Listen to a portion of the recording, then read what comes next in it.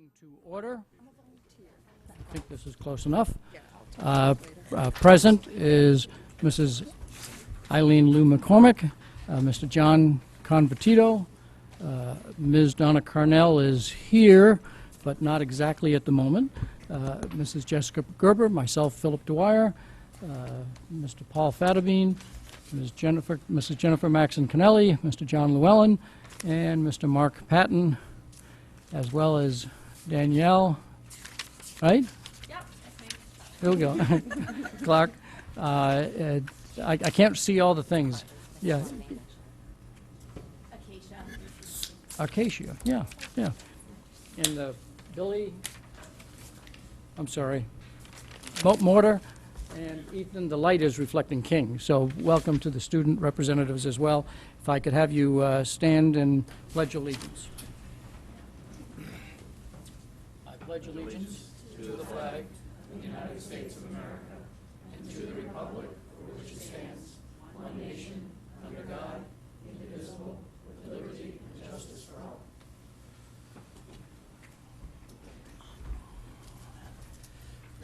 So first, Happy New Year to everybody. Happy New Year to the people who are here in the room, and Happy New Year to those who watch us through FAIR TV. This is a busy meeting for us with several items on the agenda, a couple for action items, including what a lot of you are here probably is for the presentation of the budget. So let's get right into it.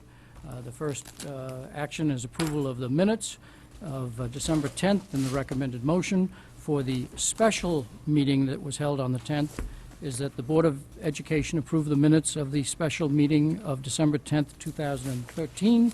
Do I have a motion? Mrs. Maxon Kennelly, do I have a second? Mrs. Gerber? Any discussion on the special meeting minutes? No discussion. All in favor, raise your hand. It is unanimous. The second set of minutes relates to the regular meeting that was held on December 10th, and the recommended motion is that the Board of Education approve the minutes of the regular meeting of December 10th, 2013. Do I have a motion? Mrs. Maxon Kennelly, do I have a second? Mrs. Gerber? Discussion on the second set, the regular meeting minutes. I believe that there was a amendment that was wanted to be offered. There were actually two. I believe, Mr. Llewellyn, that the one regarding clarifying the special meeting, correct, we've set the date for that. That's within the 60 days, so that one's off the table. Thank you. So that one's off the table. That was the second one on your sheet, Exhibit 3, that is shown as B. So we're considering Exhibit A. Mrs. Lou McCormick, do you have an amendment you wish to make or not? So it was a clarification edit to the language in there where, I don't know, should I read both what was in there and the edit? It's not clear to me what words you actually want removed and what you want to be added, so it would be helpful to clarify I would like that. to add this to, the edited section is one way to reduce this is to shift the cost away from the employee contribution and reduce the plan value.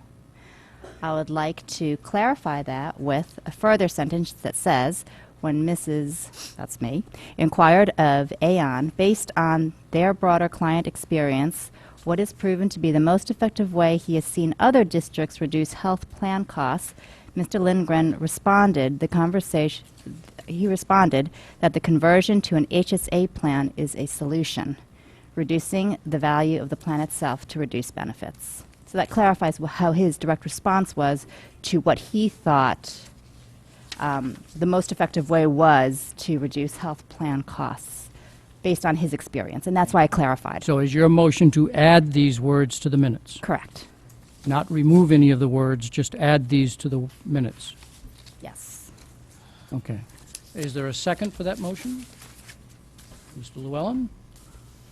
And you're making the motion, so you have the first shot at explaining why this would be important to change the minutes as Yeah, presented. it's important because it is specific and it indicates exactly, just as kind of for future reference, that in fact we got this information directly from Aon themselves when asked directly what their opinion was based on their broader experience, what a solution would be to reduce healthcare costs. This was their opinion. I think it's good to have in our records to reflect that that was their opinion of such, as opposed to kind of making a general statement that this is specifically how they responded to a very direct question.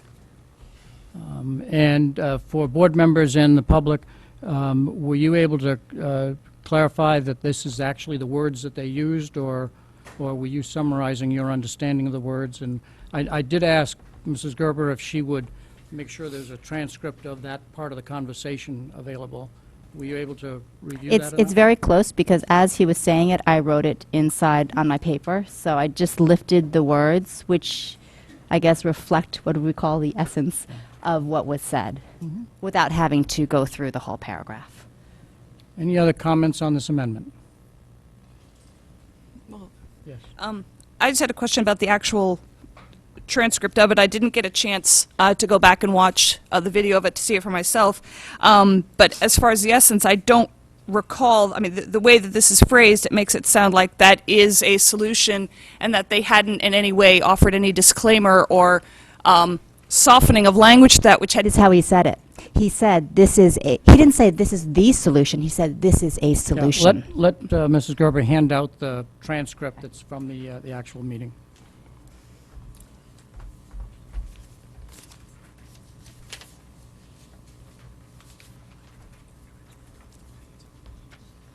Are you familiar with where this came up in here and might point the board members to it? Maybe I had the wrong person. Yeah, I guess That's my... you can see here, goes back and forth. Mr. Lindgren, it's a fairly lengthy paragraph. It's near the bottom half. Clearly, you have to have a philosophy of balancing between, in my mind at least, employee contributions and the actual cost of the plan. I think you have to kind of shift the cost away from the employee contribution and reduce the plan value, if you will. So through HSAs is one of the ways you could get there, but really anything that reduces the value of the plan itself. And then another part here, when you, the quote from Mr. Fiedler, he says, a big portion of it is HSA, but I have other employers, their HSA plan is going to hit, like I said, in 2019-20. You know, so my way of looking at this was that it wasn't, there were a couple of caveats associated with the HSA, so I would be hesitant to simply have that statement in since it wasn't a 100% ringing endorsement of it. So that was my thought, but I certainly want to get other board members' opinions on that. Other comments or questions on the proposed amendment? I feel like there, I'm sorry. Yeah, No, please. I'm going to have to go back and look at this again because I wrote down in quotes that he had said this is a solution. He had said this is a solution. So I don't see it written in that way. So I'm wondering if, in fact, this is exactly where it is. If you want, I can go back and take a look. I'll watch it specifically again. I just remember before he had gone through all of this, he said, and I said, so is this? And he said, yes, this is a solution. Well, you said, so HSA, that's the conclusion, and then he says a big portion of it is HSA. Well, that was Mr. Fiedler, but Mr. Lindgren had actually responded to me So, because I wrote it down in quotes. this, I believe, is an accurate transcript of the conversation. Where does the board wish to take? Do you want to take action on the amendment? Yes, Mr. Patton? Yes, I definitely think we should vote on these minutes and kind of move on to more important things. But based on the transcript, and I did rewatch it, and I think you need to have the information from both those sources, even though it was, we're directly quoting Mr. Lindgarten here. And I think what's in the minutes now is an accurate reflection of my memory, and then when I rewatched it, of what happened and the answer to the question. Any final comments on the amendment? Any final comments on the amendment? Is the board ready to act? Comment here? If the board's ready to act, if not, Yep, there's kind one. of speak up, let me know, Paul. Well, Use the microphone. I guess the question here in the transcript, it says, this is Mr. Lindgren speaking. It's in about the bottom half, or no, a little bit lower than halfway. So through HSA is one of the ways you could get there, referring to shifting the costs of the employee contribution and reducing the planned value. So the concept, I think, of using an HSA to get to a healthcare plan with reduced costs is in essence his comment. So I would suggest, or I would think that you may only have that thought in any amendment, and I could be probably agreeable to keeping that thought if one of the members of the board think that thought is particularly important. Now, I'm not sure, in reading this real quickly, it would have been nice to have this ahead of time, I'm not sure it's the most effective way, which is what is in the proposed amendment. So perhaps one could make an amendment to the amendment to remove the language of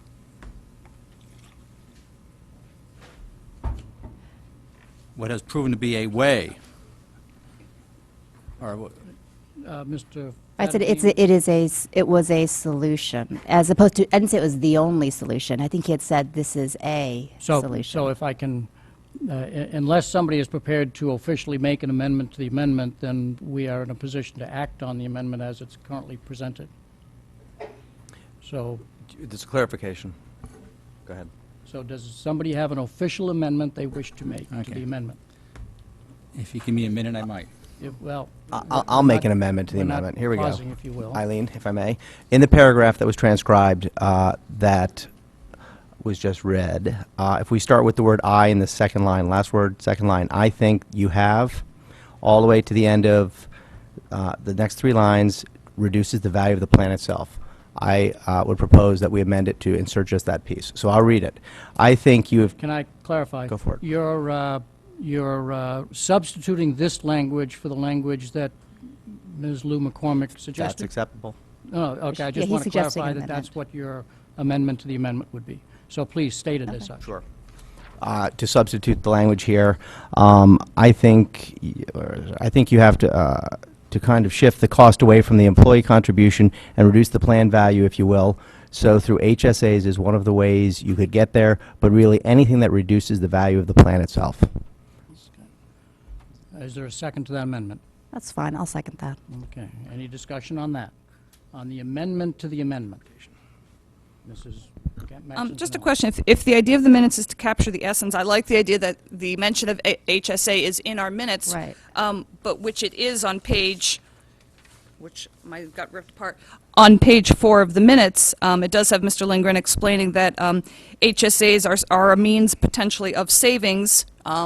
So it is in the minutes. So I guess I'm unclear on why anything more needs to be changed. And that would be the vote on the amendment to the amendment, as well as the amendment in the minutes itself, whether you think that this is a necessary change or not. And just a point of clarity to Mrs. Gerber, I just wanted to clarify, on page 4 where it says HAS, I wanted to clarify that is HSA. Yeah, that is HSA. Okay. I just wanted, okay, so the reason I included it was to clarify that he answered this way with the intent of answering a direct question of what did you think the best way was to bring down costs, as opposed to having it be a general statement that it can help, the HSAs can be helpful. Okay, so if there's no further discussion, we do have an amendment to the amendment that has to be acted on, then the amendment, even though it's the same language, and then the main motion as amended. So, all in favor of the amendment to the amendment, which is to substitute the words Mr. Llewellyn called out in the transcript that starts with, "I think you have to kind of," and ends with the value of the plan itself. Is everybody clear on that's the language? For the language that Mrs. Lou McCormick suggested. All in favor of the amendment to the amendment, please signify by raising your hand. Mrs. Lou McCormick, Mrs. Carnell, Ms. Carnell, Mr. Fattabine, Mr. Llewellyn. 3-4, all opposed. Mr. Conditito, Mrs. Gerber, Mr. Dwyer, Mrs. Maxon Kennelly, Mr. Patton. The amendment to the amendment fails, so therefore we're back to Mrs. Lou McCormick's language. If there's no further discussion on the amendment, all in favor of the amendment, do you have discussion? Yeah, I just am unclear where this is going to be deleted and inserted in the current minutes, so if somebody could point that out to me. where, I think it would be important to answer the question for the whole board and not just for John, but I'm just pointing to him where that quotes are, where it says one way to reduce this is to shift the cost away from. So we're just looking for that within the minutes to point it out to him. So it would be on page 4, I'm sorry, page 5, the, in response, the sentence, the paragraph that begins, in response to Mrs. Lou McCormick. It goes to the end, there must be a balance, period. Then the language would be inserted there. Is that correct? Correct. So there's no clarification of what he's responding to. So what I'm adding is the question that he's actually responding to, because it just says in response. you're adding the language that is in your, Exactly. Yes. So it says so when it says in response to it, it said when I asked, and then I indicate what my question was, basically. What that- were the ideas that they had to bring the cost down, which is basically the question, so Mr. and then the response. So is that clear to you, Mr. Convertito? So I'm clarifying that I'm looking for a paragraph. stronger nod. I'm looking for placement, Mr. Chair. I'm looking for just a happy medium here. I understand that, but so what you're, again, through the chair, what you, and I want to try and do this expeditiously as possible. Through the chair, you want to get I'm sorry, Yes. is that better? Yeah, thank you. The indication by Aon that that an HSA is one solution to reducing the value of the plan. Correct, and that it was a response to my question, which was, what were their ideas to bring down the costs? But the basic gist is that that going forward, HSAs may be a way to reduce the cost of plans going Right, forward. but my question is never noted in there, so you don't know what they're answering. Does that clarify, Mr. Convertito? Okay. We're ready to act. All in favor of the amendment as presented, raise your hand in the affirmative. Mrs. Lou McCormick, Ms. Carnell, Mr. Llewellyn. 3 all opposed. Raise your hand. Mr. Convertito, Mrs. Gerber, Mr. Dwyer, Mr. Fattabine, Mrs. Maxon Kennelly, and Mr. Patton. 6 negative, 3. So the amendment does not pass. We're now back to the main motion of approving the minutes as originally presented, and the motion is in front of you that the Board of Education approve the minutes of the regular meeting of December 10th, 2013. Any further discussion on the main motion? Hearing none. All in favor, say aye. Raise your hand. Mr. Convertito, Mrs. Gerber, Mr. Dwyer, Mr. Fattabine, Mrs. Maxon Kennelly, Mr. Patton, all opposed. Mrs. Lou McCormick, Ms. Carnell, and Mr. Llewellyn. The motion passes 6-3. Okay. We're on to student reports. So who's going to go first this time? We'll take it away, I guess. Hello again, Board of Education, and Happy New Year. As we approach the last half of the school year, we are heading into a new year with high hopes from several students and staff members. Excited to finish the school year on a high note and give our seniors a year to remember. Students are currently preparing for midterms this Thursday and will continue until next Wednesday. The next week is not the most enjoyable week amongst our students, but they will be surely relieved when it is over and can actively approach the second half of the year. On another note, before break, the music program had its candlelight presentation, and as expected, it got great crowds from students, but also from various people from the town, and everyone was able to see who was able to see the presentation raved about the great performance. Also, the Key Club's Operation Hope Drive went over very well, and those without gifts for the holidays were given many presents as a result of generous donations. Early action and early decision acceptance letters were received just prior to Christmas break, and based on all the Facebook posts, I can say that many got good news before the holidays.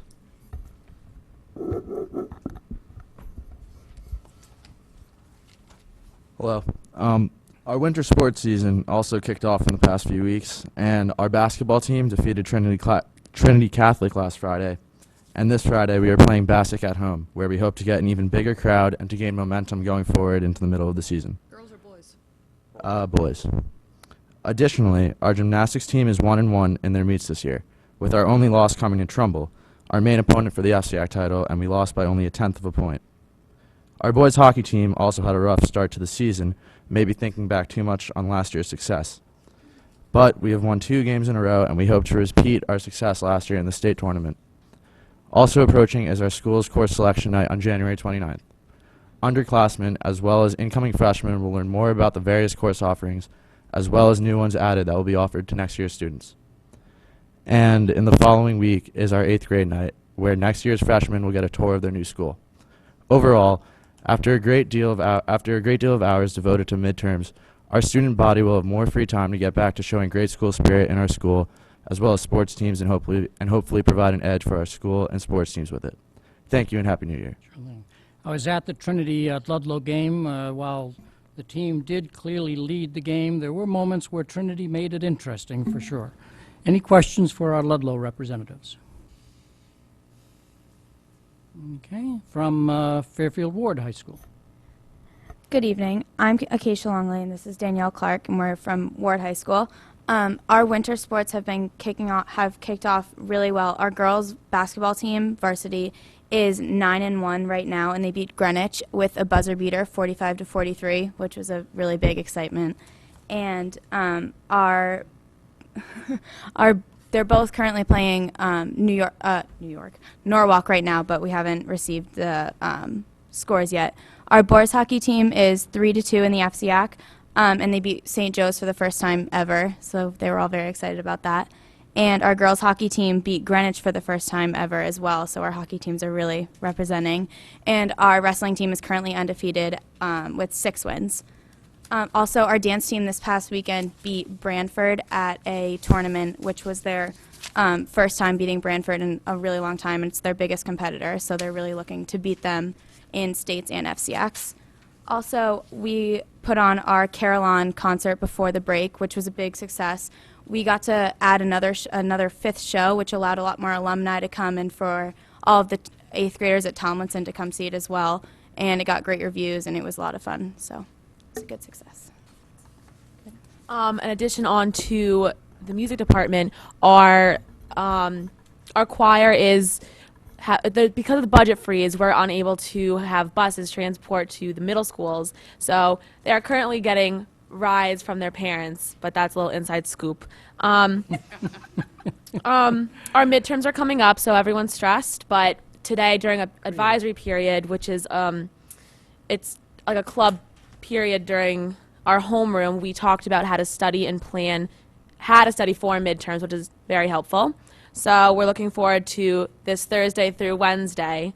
Our red and white dance and counties dance, the county assemblies formal dances are next weekend. Red and white for seniors is next Friday, and for the juniors, which is counties, is next Saturday.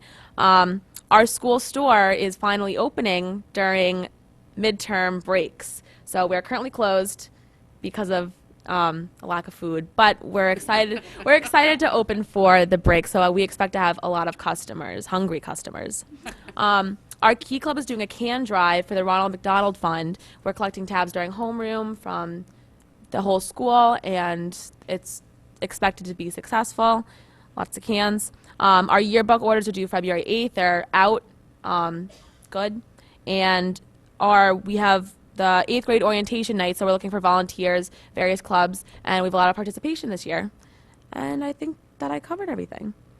Okay. Yeah. Questions for our representatives from Ward? Mr. Patton. Not necessarily a question, but just a quick comment on the Carillon concert. I've never been to one, although I've known many students to participate, and I was amazingly impressed how all the music departments coordinate all the different groups into one non-stop seamless performance for almost an hour and a half. And just from what I remember from high school being active in music, there was never anything like this. So we should just applaud all our teachers and staff on putting together an amazing event like this every year. Thank you, Mr. Patton. Thank you.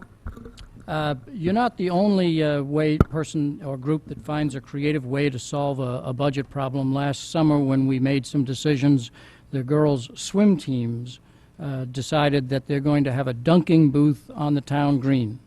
And part of their fundraising solution was to ask the first selectman, Mike Tetro, and the chair of the BOE to sit in the dunking booth. So, yes. Think of that earlier. Me next time. There are creative people all over the place. If there are no further comments from the students, again, you are welcome to stay. One of these days, I'm going to say you are required to stay. But then I'd get an email from your principals, so I'm not going to do that. So you are welcome to stay, but you may also take leave as you wish.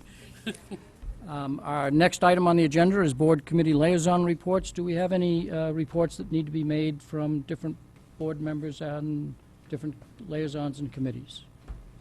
See any over there? I don't see any over there. We're done with that item. On to superintendent's report, and the first item is the quarterly financial report. As you know, the focus of this quarterly financial report, yes, is on the whole district, but we do have an issue that has to be dealt with regarding the increased costs for special education, especially as it relates to outplacement. And so I think that should be the focus of our conversation, because our Board of Selectmen and Board of Finance and RTM are anxious to get direction from us as to how much help we may need from them. I will report that the meeting that we had with the Board of Finance went well. We had a good reception. As you know, what's that rule? Those who have the gold rule. And so therefore, it is important for us to make sure that we have timely information to the Board of Finance and the Board of Selectmen on an issue that may require their participation. So I'd like to have a special conversation on that so we are prepared to move forward the next step. Do you have any comments that you want to make, Dr. Teitel? I think the way we'd like to do this part is I'll ask Mrs. Munsell to run through the numbers and review the materials that you got, where we're over, where we're under, what the net looks like. Then I'd like to make a few comments on the actions we've taken to try to mitigate this, so that, you know, I did talk a bit with the Board of Finance. Would like to talk about that and clear up any questions you might have about what actions we're taking. And then I think at that point we're ready for a discussion. So, Okay. Mrs. Munsell. Do I dare say Happy New Year? This is definitely not the favorite part of my job. And reporting a projected $1.4 million shortfall 6 months into the fiscal year is unlike any financial report I've ever had to give before. As you saw in the report that was distributed last week with the summary of special ed expenses, we've had an extraordinary increase in SPED expenses since the September 30th report. And you'll see it was over $1 million additional expenses over that 3-month period between the first quarter and the second quarter, largely due to 17 additional out-of-district placements, consultations, special ed consultations and evaluations. I stated in the first quarter report that there was a negative $2.5 million balance, and that we expected excess cost would offset a portion of that, but to what extent we didn't know, and we wouldn't know until December.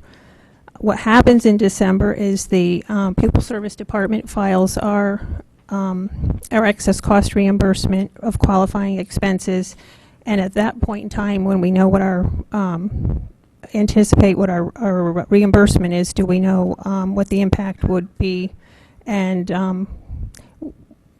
the net impact was only another additional $155, so definitely a shortage. There's a budget freeze, as you've heard, in effect for non-essential spending to help mitigate the situation. Does not apply to health, safety, or instructional needs to maintain programs. There's also a hiring freeze, for non-essential employees. Use of subs are limited to coverage of essential employees for unavoidable situations. Overtime's been restricted to critical operations and maintenance of programs. Administrators were asked to estimate potential savings as a result of the freeze, but that's still a work in process. We haven't, we're not finished with that yet. So what you'll see is the gross number. It's not, we don't have, we haven't applied any projected savings from the freeze to that number. So I'm going to refer to Exhibit 4B. It's the spreadsheet with the green and pink headings. The green section is exactly what you're used to seeing in your quarterly report. It's the same exact line items and the same exact columns. Our budget, transfers, the amended appropriation, expenditures, encumbrances, and then the net unencumbered balance.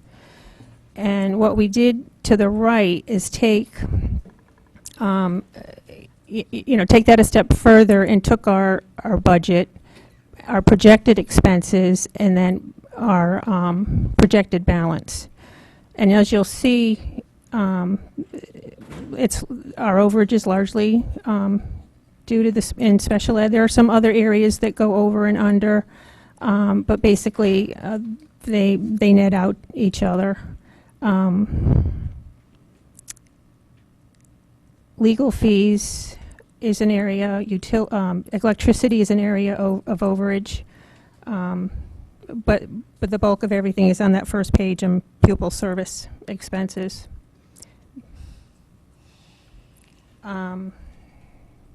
Is that a good place to stop, or do you? That's on the green side, did you? No. And then on the salmon side? On the projected side, the projected expenses, we have to take, we've asked everybody to give us your best estimate as to what your projected expenses will be at the end of the year, and this is what we have. These are net of excess cost. So the net,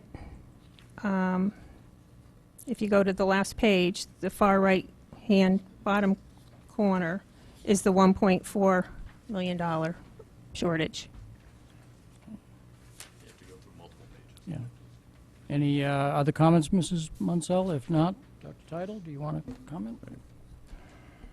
So I want to be clear first about what is in the projection and what is not. Okay? So we have looked to capture some savings in not filling a couple of positions until July 1 that are vacant, that are not directly instructional.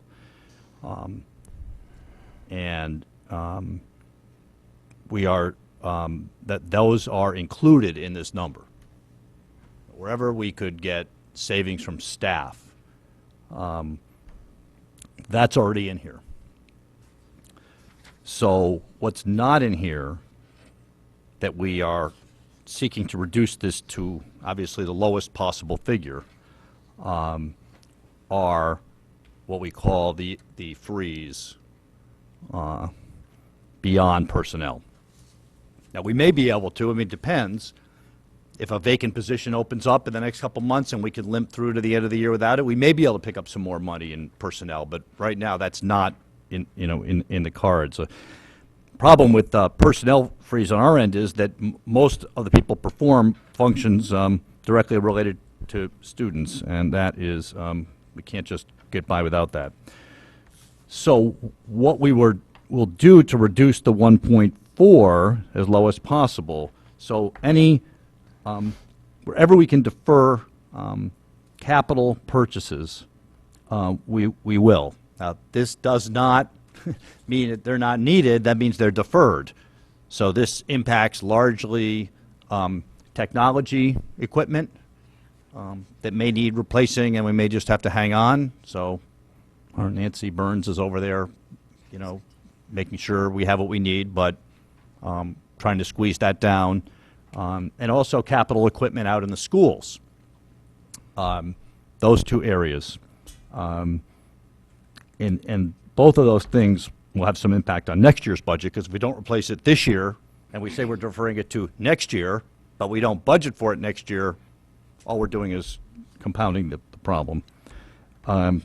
We can't completely eliminate the use of substitute teachers. Obviously, if second grade teachers out, we need somebody in there. But where we have some discretion, where we can cover field trips and so forth internally, where we need substitutes, that's what we're going to do, and the principals are going to get very creative with that. Professional development, where it can be deferred because it requires a lot of substitute coverage, we're not going to be able to do that. Some curriculum writing. It's right now scheduled to happen, say, at the end of June. It's, at the end of this fiscal year. That's on hold. That may not be able to occur. That may get pushed off. Any employee that wants to go on a conference has to cover the full costs of that conference, including the cost of a substitute if required, or they don't go. We are, unless there's a contractual obligation. We have some contractual obligations for conferences and professional development that we have to meet, but by and large, wherever there's discretion. We're asking the maintenance department and all of the schools to work down inventories as opposed to automatically restocking and put off the restocking. And we are limiting, wherever we can, overtime, particularly custodial overtime, but obviously any health, safety, maintenance issues that need immediate attention. We've had a couple pipe bursts, and we didn't sit around and say, budget freeze, we're not going to repair the pipe. So we're still doing those things. One way the board could help would be to end the meetings by 10:30, so we don't have to pay the custodian overtime. Just a subtle hint to RTM members out there and Board of Finance that every time you run a meeting past about 10:30, we're paying time and a half to a custodian to close up. So, small gesture, a little budget humor. We are working with we have a very diffuse budget. So we don't want kids to not have books and teachers to say, well, we can't do any woodworking projects because we can't buy wood. Now we're buying wood, and we're going to buy paper, and we're going to buy books. So the instructional program will continue. We're really going to try to minimize the impact that way, but where we can do it. I don't believe at the present moment that we are in the position of being able to cover the entire projected deficit. So I think we are going to need some assistance from the town. Had some preliminary conversations with the first selectman, chairman of the Board of Finance. They're willing to work with us, listen to us. At the Board of Finance meeting that I know a couple of you were at, Eileen was at that, and I think somebody else was it. Mark was there, Phil was there. I mean, they talked a lot about being partners with this, and there have been prior years when the Board of Ed has turned money back, and there have been prior years when the town has had some trouble, and the Board of Ed has voluntarily helped the town out. So there was a real spirit of cooperation there. Obviously, they want to see us do everything we can to minimize this, and that's what we're going to do. But we're not going to be in a position at the present time to cover the entire projected deficit. So I'll stop there, and I do have Andrea Leonardi here if people have questions about the special ed side of it, and that's the biggest, surprise. So if anybody has any questions for Andrea, she is happy to answer them. Well, she's here to answer them. Whether she's happy isn't a matter of opinion. I sometimes have a habit of always looking to my left. I don't want to ignore people on my right. Ms. Carnell, I'm getting there, though. I am getting there. 4 years on. We'll get it by the 4 Ms. Carnell has the first question, but please let me know who has the next one. Ms. Carnell. Okay. Well, Dr. Tittle, I By Mr. think, Convertito. all these ways we definitely have to look at to, cut this budget. I think the question is, how and why did this happen? I don't know who wants to I answer think that. through Dr. Tittle, I Andrea's. guess Andrea is up for that question. I guess to give the most basic answer, we had a number of students, quite a number of students, unbeknownst to us, or who weren't at this level of need a year ago when we mapped this budget, and they have risen to a level of need that requires very extensive programming, either within the district. We've placed them through the PPT process, through the planning and placement team process, which is a process prescribed in IDEA. And the team, including the parents, have agreed that that's the level of care a student needs. We also have a number of placements that were unilaterally made by parents, and the parents have sought under IDEA, which is their right, the dispute resolution processes that have resulted in negotiated settlements, mediated settlements. and those have resulted in the highest level of outplacement in my 18 years here. So do I have a pat answer for exactly what happened? No, I do not. People have asked me to hypothesize why, what's happening, what's different. And I've come up, I've thought about this long and hard. Trust me, the one person losing sleep over this more than anyone else is me. I don't like being here right now. This is not a seat I want to be in, or to have no easy answers for all of you. But we've experienced a higher rate of students with a level of need, particularly around mental illness issues, and how those issues manifest themselves. They don't all manifest themselves the same way, but we have students who are experiencing very high levels of emotional distress that's resulting in behavioral and functional issues that requires a level of care we currently aren't able to provide in our public schools. And it's as simple and complex as that. Each student comes with their own set of circumstances. They are different. Each student and each family is dealing with a very different set of circumstances, and we are working independently and individually with all of them to address those needs in the least restrictive environment possible, when possible, bringing further supports to them at the building level. So that's where you see issues like evaluations, issues like the consultation, those two line items. Where we can, we are working very, very hard with the school-based teams and the families to keep the students with us, which is where we want them to be. But when we can't meet those needs, or the needs are so complex that we can't meet them, we have to seek outside resources, and often those resources are very, very costly. Mrs. Carnell, if not, Mr. Convertito, and then Mrs. Gerber, and then Mrs. Maxon Cannelli, and Mr. Patton. Help me remember that order. First, let me say you shouldn't be losing sleep over this as long as you're confident that these kids are where they're supposed to be. I mean, these are the most fragile kids in our system, and if you're confident that we're doing the best we can by then there's nothing for you to lose sleep over. That said, I just have a couple of questions, whether it's through Andrea or through the chair, on some line items. Pupil personnel expenses 303 and 307, are those also a direct result of the increased special needs issues? Yes. Okay. Those are the consultation and evaluation line items I just spoke about. Okay. Those two. And some are the legal costs related to the parents' choices, right? The legal fees related to that are in the legal fees line, but the Okay. educational Okay. the educational supports for the students that may result from a mediated agreement are part of all those lines. Okay. So the total expense to us, gross of any reimbursement, is 1.8. Is that correct? That's net. That's net of any excess Yes. cost reimbursement? Okay. Okay, then I guess through the chair, support expenses line 305, ending number negative 190. Professional and technical services.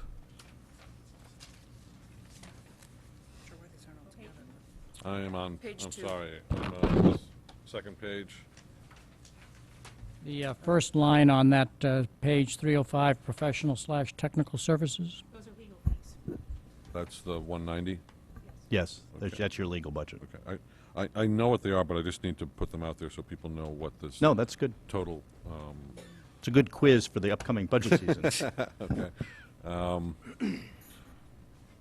So the total expenditure to the town for this is right around $2 million net, For which? including the legal fees, right? It's the 1.8 plus the 190, right? Yes. Yes. And we figure we. That's not what is spent on special education. No, That's on this I'm subset. talking yes. whole Yeah. scenario, Right. whole case scenario here. That's yeah, those four numbers combined give you an overage of about $2 million. Of about $2 million, Right. okay? And we project we can make up about 600,000 of that at this point? Well, you have, through the rest of the budget, about $600,000 net of accounts that will be to the good, Right. right? So the net is brought down to about the 1.4, Before the budget freeze. before the budget freeze. So what you've got is, right, so in round numbers, your special ed lines are over by, say, 2 million. The net of all the rest of the lines in the budget is about 600,000 to the good, which brings us to a net deficit position of about 1.4 million based on our most current numbers and projections.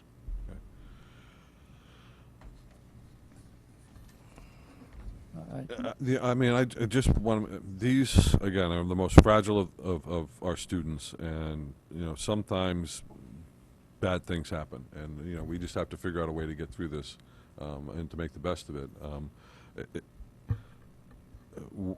Worse things could have happened.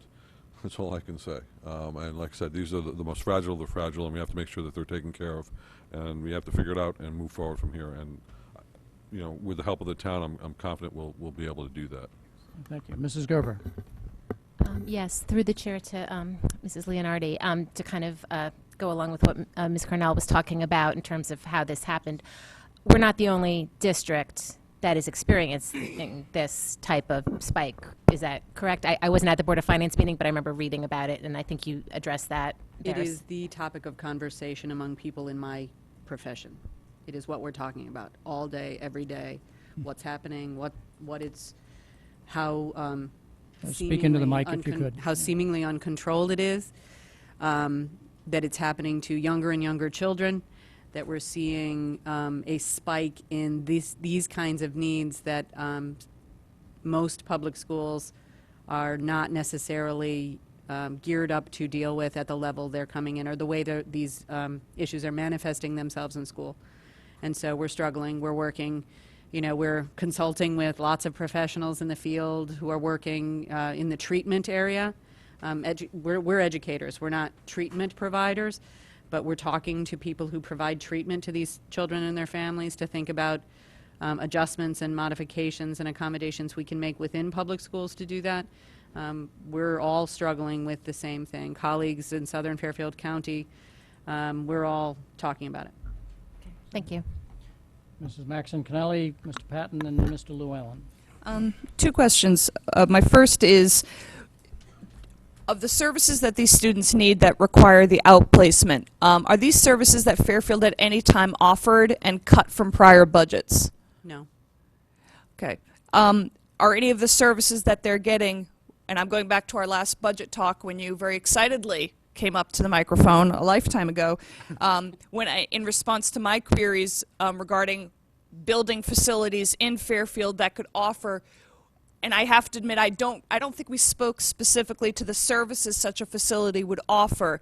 Is this in line with what we had spoken of there? In other words, this is part of a conversation that's been going on for over a year. Yes. For the board members who weren't part of that conversation in the public, you might clarify what you mean just by saying yes. During the budget process last year, I was asked by board members to talk about kind of the state of special education and what's happening, and if we could, what was our next level of work. And I spoke then about the emerging and rising need of students with this kind of disability, with the kinds of disabilities that are impacting. These are generally very, very bright kids who have very, very significant social, emotional, and psychiatric needs that make functioning in a large, comprehensive, fast-paced school very difficult. So what they need that is unique is very high-end instruction and a very strong therapeutic milieu, so to speak, to help them cope with the kinds of stressors that typical students are better able to cope with day to day. And we talked about the need the district has for developing an in-district solution so that these students can learn those coping skills early and then be reintegrated into their typical school and their home school, their neighborhood school environment once they are able to master those coping skills. These are kids who don't learn those skills by osmosis, and the world is very, very difficult for them to maneuver. Thank you. Mr. Patton. To follow up on that way of a thought, and then I'll let you off the hook. Also, at the Board of Finance meeting, I seem to recall you mentioning that, and it sounds like this conversation started a year ago, but this is certainly a driver, in a sense, to make you and your department think of ways that over the next few years we can bring a lot of these services that we had previously, outsourced and bring them in-house if we have that much of a need for them to make it more cost-effective. Is that correct? Well, I think it would be a stretch to say we're going to do this to make them more cost-effective. In order to do this well, it's going to be a transitional process. And you would build a program like this, and you would start, you wouldn't necessarily go out there and say to all the families who are currently well ensconced in their outplacement, sorry, you got to come back, and then fight that fight. I think it would be a transitional process. Some families, I get calls every day from those families, certain members who say, we wish we could stay. We want to be in Fairfield. We don't want to have to ride the bus for an hour to these places and be in traffic and all of those things. So I think we'd get some students who would, or some families who might take that risk.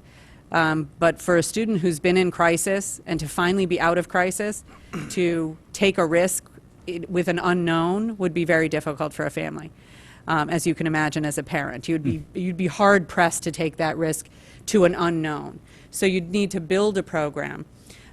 Certainly, I think there would be some. It would not be an inexpensive program to run. This is a program that would in all likelihood need its own site. You couldn't do it within a school because it's the environment alone that creates the stressor. You would need a lot of pre-training, and it would be a gearing up process for the staff, both instructionally and therapeutically. So you'd need to really invest some money to make this. I think in the long run, you would see both programmatic quality improvements. The kids would get a better education, and secondarily, I think you would see a better ability to manage the outplacement budget. We're always going to have some students who we require outplacements for. That's not going to go away in its entirety, but I think in a district like this, when we see these numbers, and we're large enough to have these kinds of numbers, I think it's always better to create your own programs and keep your kids in your neighborhoods and keep your kids in your community than it is to send them out. Sometimes your costs are going to be equal. And I would, Mr. Llewellyn. I would agree to those sentiments. Budgetary issues aside, if the district headed in that direction, are you talking more like a 3+ year transition, or even longer? You'd be talking about a 3 to 5 year map of, because some students are in high school, for example. You wouldn't pull a child out of a placement in their junior year of high school. You wouldn't do that. Right. It wouldn't make sense. So some kids are going to graduate out through attrition. They're going to graduate and not necessarily come back to district. Some students are younger. We have students as young as 3rd and 4th grade who need this level of care. So we would want those students to be cared for within the district, and then they might leave the program and go back to their home school with the coping skills in tow, with that toolbox, so to speak, that's well-tuned and able to utilize and just need to touch base with the therapeutic staff occasionally. It would be a long process before you'd be able to really calculate cost savings as a result. So, Mr. Patton, if I could, the immediate need is solving this year's budget problem. Understood. But I think the staff would need some guidance from the Board of Education that they're willing to go down this path, knowing it's a long study and a long payoff. And so if the board has an interest in pursuing this, we can find time on another agenda to put this as a program topic on the agenda to chat about it and get the kind of the nuts and bolts of what this means. Dr. Title, do you have a final That's fine. comment? I think that would be a better time to do it. Can I ask one line item question? The electricity. This is related to the quarterly report, This is not related to the- necessarily special education. Correct. This Yes. is not. I'm letting So that's off the hook. So that's Mrs. Munsell is up. So, related to the electricity budget being over by $270,000 because the increase in transmission fees, which were not part when we rebid the electricity. That's quite a large number to not consider. Any insight? No, the only other thing that we can attribute some of it to is we have the gym, the portable gym at Osborne Hill, which is all electric. That's contributing to it somewhat, but the main culprit is the transmission fees. So do we know if this Mark, is a continuing? I'm just saying that we do the budget based on the estimates of rates given to us by the town. So whatever the town tells us, this is what it's going to be, this is what we do. So just, There's nothing you could have done to foresee. if they tell us that we think rates are going up next year, budget more, then we budget more. You'll see it soon. Interested to see if the town had the same history. Is that it, Mr. Patton? That's it. Mr. Llewellyn, followed by Mrs. Lou McCormick. Thank you. Andrea, a question for you. I noticed that the number of students that were identified this year is up by basically 20% in this year alone. What's the normal rate of students being outsourced or being added to outsourcing on an annual basis? It's not, over the past number And of years. speak into the microphone. Real close. Over the past number of years, it's been the total number of students. You have to remember, we budget a year or so in advance. We Right. budget October of the year before. So our process is we look at the students who are currently outplaced. Obviously, some of those students will graduate at the end of any given year, so we take those students off. Then we look at, basically, we look at like a rolling average over the past 5 years of the total number we've had by year's end. And then we calculate it based on an estimated tuition. Obviously, a regional service center, CES in our case, has a set tuition rate. Private schools have a different tuition rate, and then we bump those tuition rates up. They usually go up by 3 to 5% a year. So that's how we come up with the budget, but not necessarily based on a total number of students, but a total number of tuitions overall is what we try to do. So why are we hearing about it now in January if last year, I believe, if you can address the $280,000, transfer at year end into, I believe, is that pupil personnel services? Yes. So what was that for, that $280,000 transfer in? It could have been for parts of tuition, parts of consultation, parts of evaluation, probably a number of accounts that were, plus or minus. Okay, because I'm trying to understand why we're kind of hearing about it now, because the spending on a month-over-month basis is 20%, and it started out of the box multiples of what the budget was. So if we take a look, in our first month alone, we were well over budget. And we Usually are. Okay, but I That's guess not my question, Andrea, is why are we finding about it in January, right in the beginning of budget season? I think that's a question that Dr. Title That'd probably be fine. made a comment about the process that comes with looking at it in September, placing in October, getting bills, and et cetera, so. Right, the other big unknown is how much of this is going to qualify for excess cost reimbursement. And until we complete that filing, which is an incredibly labor-intensive process, people in our office spend lots of time on it to find every nickel, till we wrap that up, not just for the 17 kids, but for all the kids that might qualify. We have some students who are educated actually in-house who qualified for reimbursement. So until that number settles, you don't have a really firm handle on what your deficit might look like. So even then, you're estimating the state's percentage of it. So that's a big unknown in this, is that previously, when we've had some overages in the first quarter, by the time the excess cost is calculated, that's pretty much evaporated. This year, as it turns out, a number of these placements didn't qualify for excess cost, because in order to qualify for excess cost, you only get excess cost for most placements if they exceed 4.5 times the per pupil expenditure.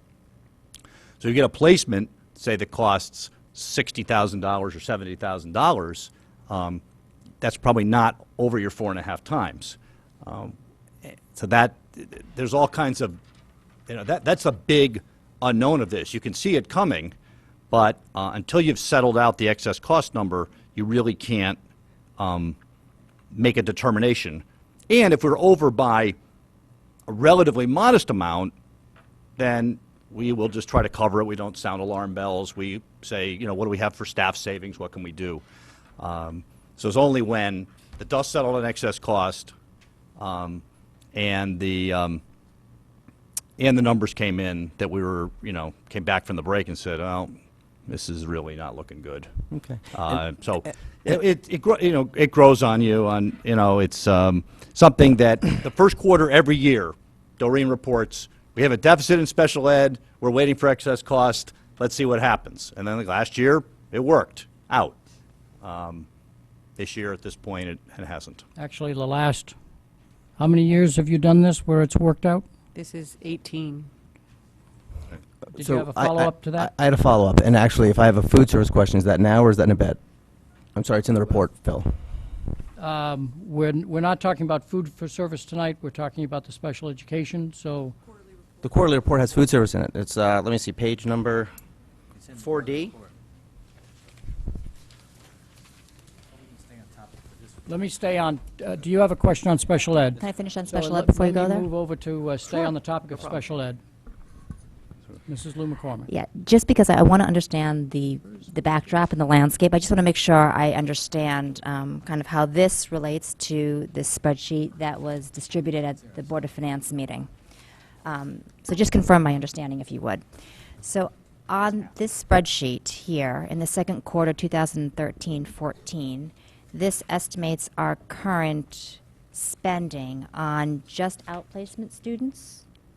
No, this sheet represents all of the budget items in the pupil personnel services account. So the tuition line item represents tuition for just special education students in this, on the iteration of the sheet we provided to the Board of Finance. Yeah, okay, so this is for all special ed? Correct. Okay. And I guess my other question was, what is the total population that is accounted for in this, what is this, 11.3 number, which I guess, given the current deficit, would actually be adjusted to something like, what, 12 or 13 million, something like that? I mean, how many students? Yes. It's approximately 1,100, 1,200 students, pre-K through age 21. It's about 10% of the school-age population, but then we have preschoolers and 18 to 21-year-olds. So it's about, I can get you the exact number, but our prevalence rate, I can tell you what we reported on October 1 exactly, but it's about between 1,100 and 1,200 students. Okay. And then of that 1,100 to 1,200, how many of them are outplacement students? 89 So 89. currently. And of that, should I use 13 million as a good round number to estimate what the cost is at this point?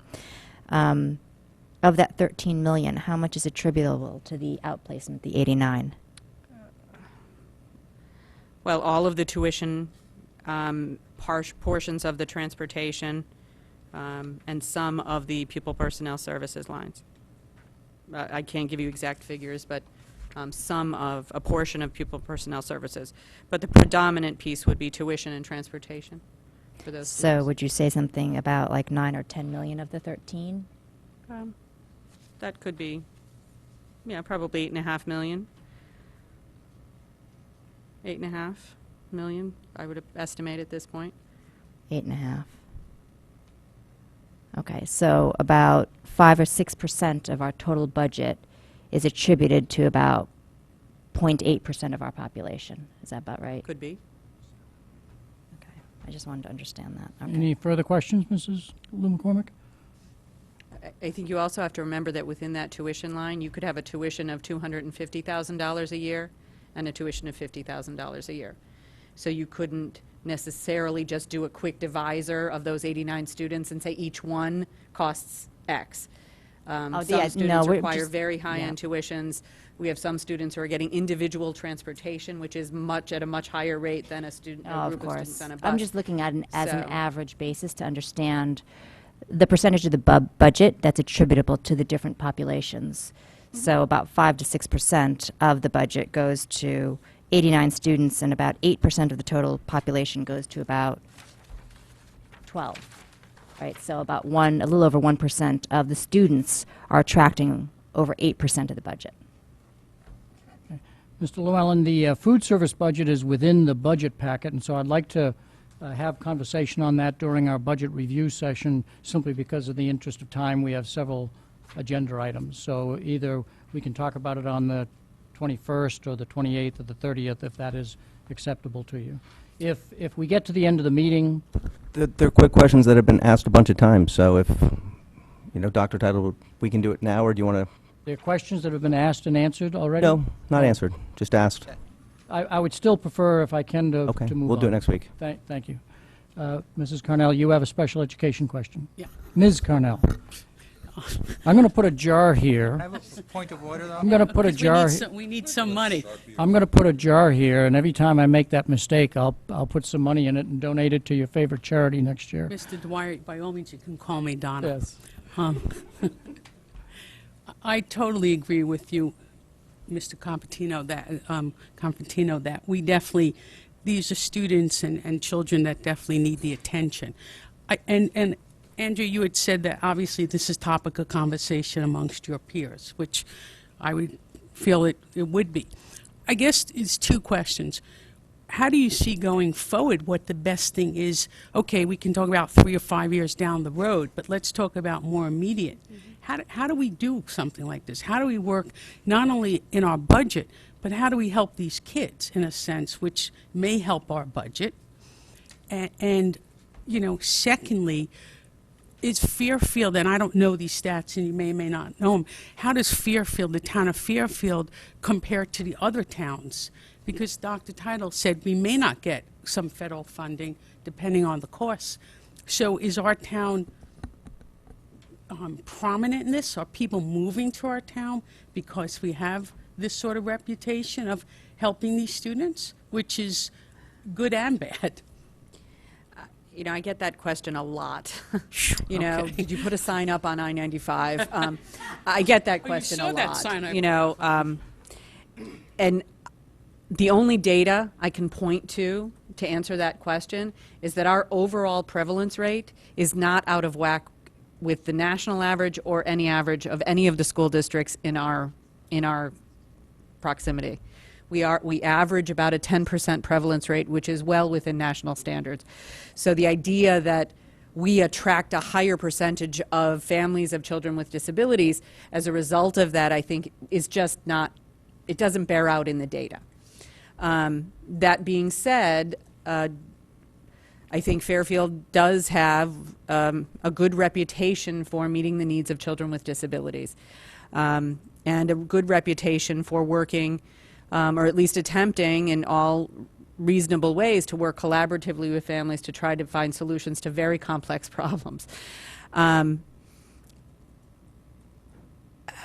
So I can't point to that as that's what's happening. Families are moving to us. Families have come to me occasionally and said, we moved here just for special ed. That they say it, but the data doesn't bear that out. If you look at our overall prevalence rate, which is the best, the best metric to look at if you were going to ask that question, are people moving here at a higher rate than everywhere else? That being said, we are one of the larger Fairfield County districts. And so we can expect to have a higher number of students with lower incidence needs, if I can use that term. So we have a higher number of students with autism spectrum disorders than a Westport does. Not because Westport doesn't attract students with autism, but because we have more kids overall. So therefore, you would expect that you're going to have a proportionately a higher number. And that gives us both a fiscal impact and an opportunity to create programs within our district to meet the needs of those kids because we have a group of them rather than a singleton student who would be impossible to program for at a district level. I want to jump in on one statement. If I can ask Okay. Dr. Title to have the final comment so we Okay. can move on to the 2014-15 budget presentation. I'd like to have some discussion time myself. I guess, wait, on the special needs topic, Well, correct? that may be a point no. of order. I get a point of order with that. We're discussing the quarterly financial report, which includes the special needs portion of it. Yes. But it's not limited to special needs, it's the quarterly Oh, financial no, report. and other Is that board right? members have asked questions not related to special needs, that's correct. So if you have questions regarding the quarterly report, Right, which is what the major topic is for the motion. So Yeah. I have some questions about the quarterly so financial let report. Dr. Title make a comment. I didn't realize that you had raised your hand. Dr. Title, you wanted to make a comment on the special needs section? On the funding, because Donna Thank you. referenced federal funding. There are two streams of funding for special education to help offset expenses. When I talked about the excess cost grant, that's state funding, okay? And that's capped by the state, and we don't get all the money the formula entitles us to. There is federal funding, which has been impacted by the sequester, and that is a contributing factor. I'm glad you brought it up. That is a contributing factor to the deficit, because when we budgeted for IDEA funding, we budgeted at flat funding, as we had no indication at that time that such a dramatic reduction was in the offing, and that's cost us about $150,000. So that's right off the top that we have to pick up, and you'll see that in the 14-15 budget as well. Does not appear that that is going to go back up soon. It just won't go down any further, we think. Okay. Mr. Fattabine, questions on the quarterly report? I guess the quarterly report, as I understand it, to get in the round numbers again, we're about $2 million in higher expenses than anticipated. And we have recouped through budgetary conservatism about $600,000 of that, as I understand it, with some implemented procedures as well as ongoing procedures, such as the freeze. Now, the freeze is not included in that. So this 1.4. Does not include the freeze. So, all right, so the $600,000 was from, approximately, in round numbers, Right. was the amount of money that in essence was saved through budgetary conservatism already. Correct. And that now we have a freeze in place that is expected to have additional savings, but there, we don't know what those are exactly, do we? Or do we have Correct. The number I used before the Board of Finance, and we're still working on this, was somewhere between 300 and 500,000. All right, so if that is accurate, the 300 to 500,000, and we are currently, without that, have a budget deficit of 1.4 approximately, then you're talking about an approximate deficit of $1 million in which we have no plans to, currently in existence to remedy. Well, our plan is to keep working at it to see if we can't get beyond Right. $300 to All right. $500,000. And when we get to the point where we can say, and remember, we've got some other unknowns at this point. We haven't made it through the winter yet. We don't know what our snow situation is. I'm just trying to, I don't, Right? I just. So just trying to get the this facts. is going to keep evolving. I understand it's evolving. Right, I'm just trying to okay. get to what Yeah, it is the basic today. What- idea, right. I understand things may Okay, change, but I'm good. just trying to get where it is today. So today, we're looking at approximately $1 million deficit. Uncertain as how that's going to be corrected. Is it my understanding, and you maybe see if that's correct, do we have to end the year without a deficit? We have to only Correct. spend what we appropriate. So at some point throughout this remaining 6-month process or 6-month period, we're going to have to find, one way or another, approximately $1 million. Is that an accurate statement? Yes. And part of that, as I understand it, was the possibility of getting some additional appropriations from the town. That's one option. We're exploring options with the town. Do you see any other options other than an additional appropriation or additional budget cuts? You don't like the idea of splitting it among the 9 of us, I presume? Well, I know you'd be good for it, but I might have some trouble. We're exploring all options with the town, see what might be possible, because they are in a cooperative spirit on this, and I think the more we can ratchet things back here without endangering health, safety, and the core instructional program, then I think that they'll be more likely to want to work with us cooperatively. No, it's a serious issue and You one. know, I don't have all of the knowledge about what the town can and can't do from its end to assist us. All right, I'm just trying to get, I just laid out the situation. How we're Yep. going to resolve it, I don't know yet, but Right. it's a situation. It's accurate. We're working on it. And this is another point of order, I guess. Since this is the quarterly review, or quarterly financial report, and attached to the quarterly financial report was the food service program in its current situation, why would that not be suitable to discuss with the... In the interest of time, I wanted to try and move along so that we could get to our other agenda items. Mr. Llewellyn agreed to it, so that issue was settled, I think. Well, I'm not sure. I think that we should, I think it's an issue that has been raised in the past, and it's an important issue, and it's a problematic issue, and one in which we should discuss, or at least there's some questions that I have that are unclear, that I'd like maybe some clarification as to what the And status I would of ask you that to account is. have those questions ready for the 21st or the 28th or the 28th. No, Phil, you 20 or the you 30th. committed to next meeting. No, Or we can do it That's now. next meeting. Okay. The 21st, No, you put Nora in there. in case we don't get to it on the 21st, because one of the two... We of should you do it now have- then. Let's do it now. Right. No, we're not doing it now. I've ruled that we are not doing it now. We are restricting our quarterly report to the operating budget of the schools, not to the supplementary food service But budget. that's not on the agenda, right? The agenda is The quarterly The quarterly report to which it's includes attached. everything that was attached. No, the quarterly report, which is our operating budget, But then why did you attach it? because people asked for the information. So let me move on to the... So Phil, can you commit to presentation putting of that this. on the next agenda, please? Let's make sure that's covered next meeting. It will be on the 21st. Thank you, the It is 21st. part of that booklet, so yes, any board member will be able to ask that question Very on the good. 21st. Well, can I have a clarification that when you say part of that booklet, The it's not the, budget book. it's not the budget book in the future, it's the report on the current budget that we want to discuss, not the next year's budget, the current fiscal year budget. Is that, is a We will clarification? talk about this item on the 21st, Mr. Fadiman. Including the current fiscal year budget? Yes, we will talk about this item on the 21st. We're on to the presentation of the superintendent's 2014-2015 operating budget. Time for a couple stretch. A couple of quick notes. For those of you who have been here in the past, you know that we distribute the budget books now. And generally, depending on who you are, you go to a different corner of the room that Dr. Title will mention. We do not have budget books for everybody in the audience, even if they're RTM members. We have budget books that are for the PTA presidents, PTA council, and PTA budget reps, not for every member of a PTA. And we also have budget books for the RTM moderator, the members of the education committee, the majority and minority leaders, and the RTM finance chair. Each of the books has your own name on it. That doesn't mean that at a future meeting or going to the central office, you can't get a copy of this book, but there's only so many copies that we make for tonight's meeting. So for those of you who fit one of those categories that I just mentioned, Dr. Title will explain to you where to get your book, and we will take a short recess while the books are distributed. Thank you.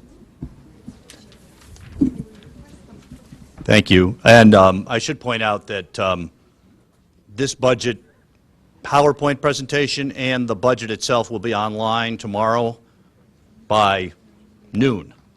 Probably be online by 9, 10 a.m., but I'm going to promise noon if it's up earlier. And I should also say that since I've been here, we've not done a PowerPoint to the board. This PowerPoint is a result of the board's review last year of the procedures of the budget review, and the board members felt it would be helpful for me to do a program overview and do a PowerPoint. So here's where I am with a lot of help from my friends. So I know people want to, we're not going to distribute those yet. Not yet. No. After the PowerPoint. No, because people will thumb through that and not pay attention to me. I was a teacher once.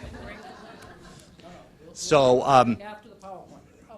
after the PowerPoint, you get to have your book. It's too long to read now anyway, so this is the overview in context. Okay, so 4 parts to the presentation. Our return on investment, as I see a budget not simply as an expenditure of funds, but an investment. So what program do we get for our funds in the big picture?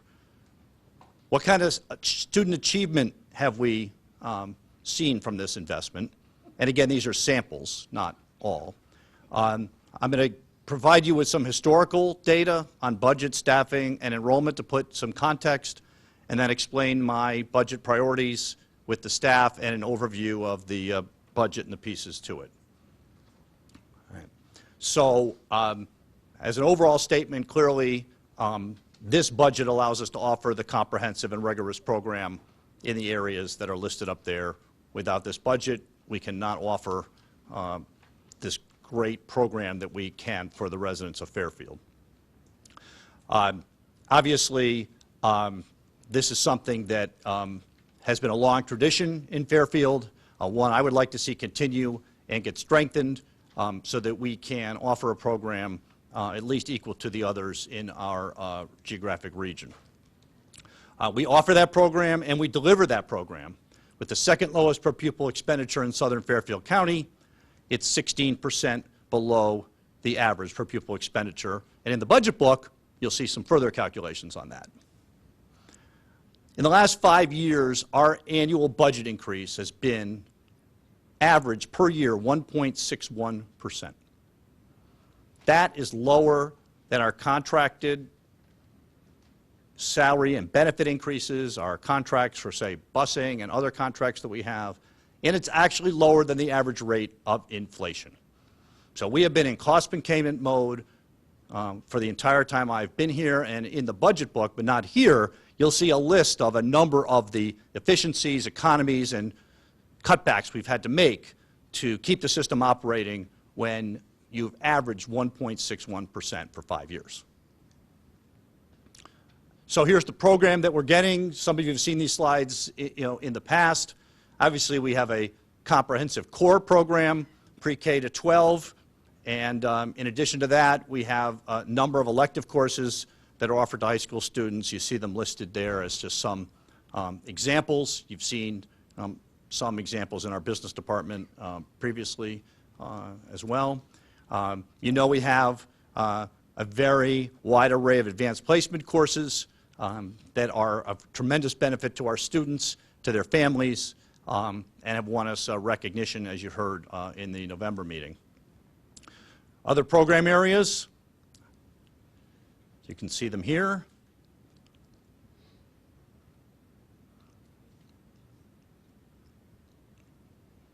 And these are areas that we need to continue to offer to maintain comparability and competitiveness with surrounding districts. We have tremendous numbers of students participating in co-curricular activities. These are updated numbers. You can see the wide range of sports teams that we offer, the number of students who participate in these teams, our music program, which is extremely successful. We have 140 clubs and service organizations. You heard about the Key Club from Danielle and others. I mean, it is a comprehensive program of not just the core academics, but the arts, athletics, and co-curricular.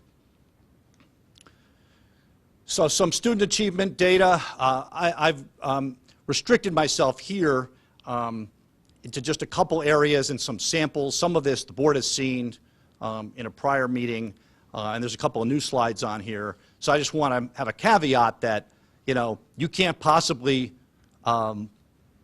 describe the student achievement in this district, even if you restricted yourself to standardized test scores. There's just way too much data there, lots of ways to cut it and slice it. Tried to pick some representative samples to give you an idea over time on how we've been doing, and I also will follow that with some evidence of our success in non-standardized tested areas, because a lot of that is significant as well. So some you've seen before. This is the simple, and I'm restricting myself to reading and math just for simplicity's sake.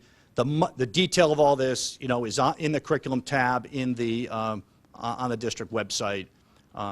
So this is just a simple 2006 to 2013 at goal in reading and math, and what you see on the blue bar. I'm going to play with the blue bar. Look at that. All right. So here's reading, and where you can see. I think this is just the two endpoints of the test. It doesn't show you everything in between, but clearly you can see here that the general trend has been up. I didn't sugarcoat it and give you the best possible one because some of them are about the same. On capped, we've seen some gains, but here in the 7th and 8th grade, where we're above 90%, is certainly noteworthy. Math, being the other one, actually is probably the biggest growth area. And if I had to highlight, if you look at the difference in the size of the bars here, the biggest gains are right in here, 3, 4, 5, and 6. Others have gone up, but not quite as much, and a pretty good moving capped, with the highlight here being 5th grade math. More on that in a second. Just looking at the year over year, just a couple reading and math. These are, again, just some samples of this. So here's grade 5 math. I pointed that out before, whereas 2006, 74.2, and then it's basically been on a steady march up. Not perfect. If it went up in a straight line like this, you'd think I invented it. So this is the real data. And then here's a 10th grade math as an example that has moved around a bit, but if you look at the last 3 or 4 years here, you can see that we've been making progress here in the 10th grade math. Here's grade 5 reading over the years. Again, it's not absolutely perfect, but again, look at 10 to 13 here on the movement up. Here's grade 8. This one's just been pretty much at a high level all the way around, a little bit of a dip in here, but then consistently 89, 90, 91, 90 in grade 8 reading. This is new. Not seen this before. We started to take a look at the district data team.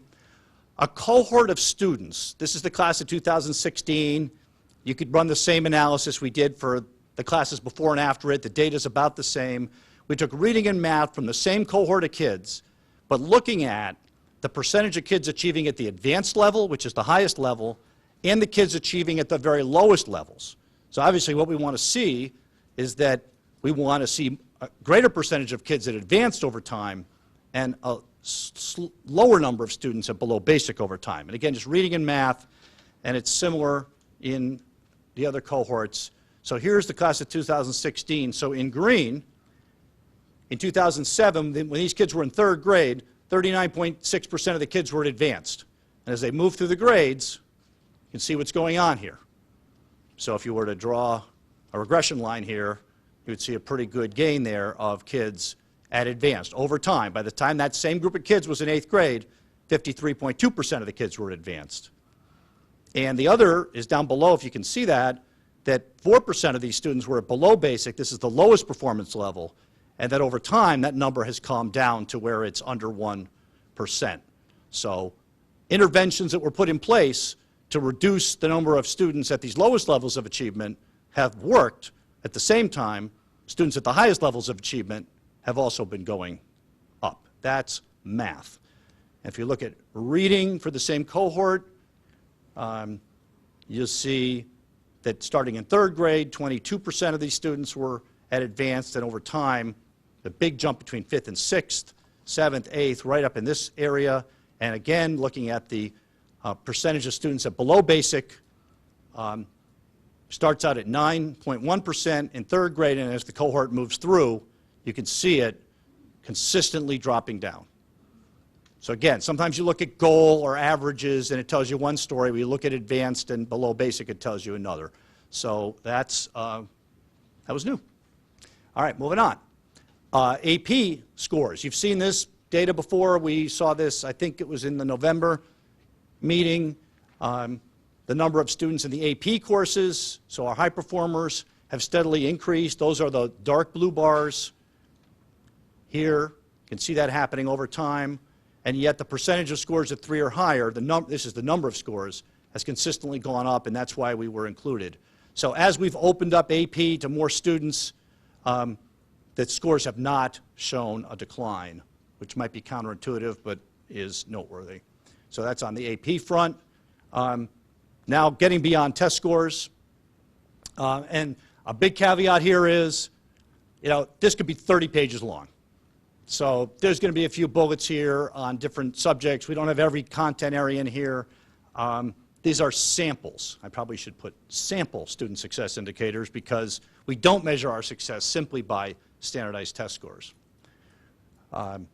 Starting at the high school level, I'll just let you read some of these. I'm not going to read them all. So you look at our colleges the kids get accepted to is quite impressive. You heard about the rankings. We've gotten some individual school recognitions. This is just a sample of the music. Then you heard about the, what I didn't realize when we looked at that career and technical assessment, we talked about the having the highest score in the state in the family consumer science area. And Ludlow received it this year, but I'm sorry, goofed that up. But we actually won that 5 times. 3 times at Ludlow and twice at Ward. It's down at the bottom there, down in there. Just like we win it every year. All right, so to me that's a good indication of program quality. Middle school, science awards, math counts competitions, getting into our art program, which is also incredibly impressive.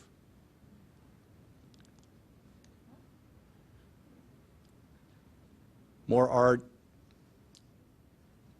newspaper award, Latin awards, some more middle school awards. Moving on. Moving on to athletics. Just in the last year, and winning state championships is not everything, and conference championships, but we have to brag.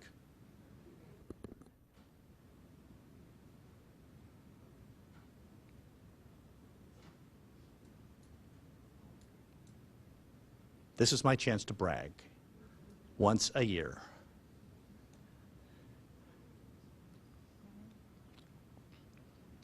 So, I think we're doing pretty well. We are not without our challenges. We do have a diverse population of students.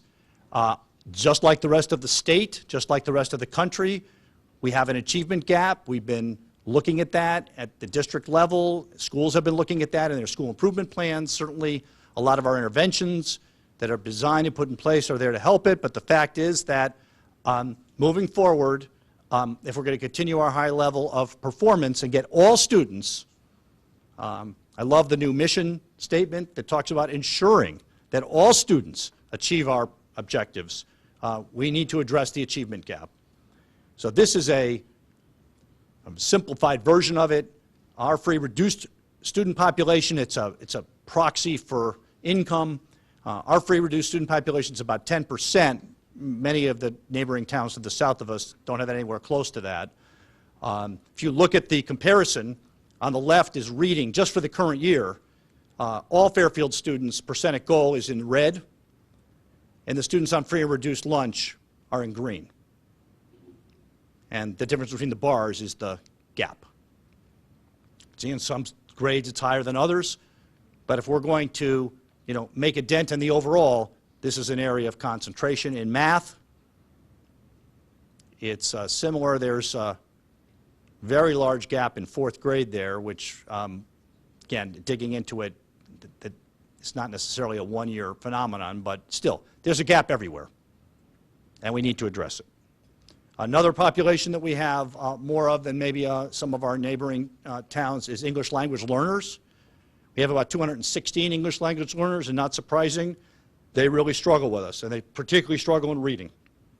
We've started to address this, but this is something that, over time, we seem to get better at, but still, we have an achievement gap. And not every school system has this issue. Some have it in much greater depth than we do. But we're not, sometimes the averages can mask subgroup issues. So we're not without our issues. We are not a perfect school system. My goal is to improve it. All right, moving on. We get a little more into the numbers here. Some historical data on our budget and our staffing and our enrollment, and then we'll get into the current year budget. I made the claim earlier that our 5-year budget increase has been 1.61%, corresponding to just the U.S. rate of inflation, which is an imprecise measure as it applies to school districts because it doesn't account for things like changing enrollment, or loss of grant funds, or spikes in special education outplacements, or anything along those lines. If there were an education rate of inflation, it would be much higher. But even if you take the U.S. rate of inflation, we have been under-resourced compared to that, on average over the last 5 years. In the last 10 years, and I'll show you some graphs that are similar to the ones I used last year for Board of Finance and for RTM. We've been forced to become more efficient. We have become more efficient because our per pupil expenditure in the state has moved from 23rd to 62nd. Our enrollment's grown 19%. The staff has not grown nearly as much. Our teaching staff has grown to match the rising enrollment. The non-certified staff has declined 9.2%, and essentially the number of administrators has stayed flat for 10 years. We now have the third lowest ratio of administrators to teachers and administrators to students in Southern Fairfield County, about 17% below the average. Here's some data. There's a lot on here. Our enrollment is here in the purple, corresponding to this axis. Teachers and certified support staff, obviously the largest percentage of our staffing, and that number has been basically keeping up with the rise in the student population. In the non-certified area, including central office, you can see that starting in 10-11, we've been on the downside. So we've been eliminating non-certified positions for the past 4 years, and down here you'll see the administrative staffing has really not moved. The only increase that we could find was in 1 year we added the second athletic director to Ludlow. That's been it. Oh no, the guidance, pupil personnel. Here's the numbers behind it. Again, this is going to get posted, but you can see here basically enrollment's gone up 17.5%. Teacher and certified FTEs have gone up 11%. Administrative staff 2%. Non-certified's gone down. Overall, 4.4% increase in staff for a 17.5 increase in student enrollment. Compared to the state, our per pupil expenditures, a better benchmark for the rise in per pupil expenditures over time is what's happened at the state, because that's a whole bunch of other districts. And you can see where all the action is here. This shows when all the different schools opened. But you start looking in this range and look at the state in red. The state average has been ramping up, and ours, at least since 08-09, has been largely flat. And as a result, back in 02-03, we were 23rd in the state in per pupil expenditure. Now we're at 62nd, and that doesn't include the nuance of Fairfield County costs are generally higher.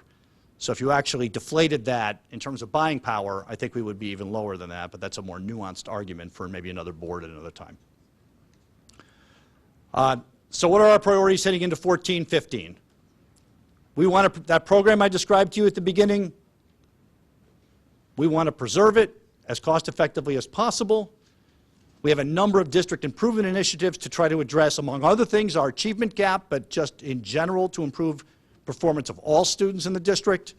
And the big 800-pound gorilla in the room is the state education reform initiatives and mandates that are imposing costs and time on the school system. So, education reform and new mandates. The three sort of pillars of education reform that are impacting us, and I have much more detail on this in the budget book. There's a couple pages just about the impact here. New teacher and administrator evaluation systems, new assessments with higher stakes, and of course the new Common Core standards for learning. All of those are having significant impacts. And then bounding into the picture on top of all that are some other mandates that we need to address as well.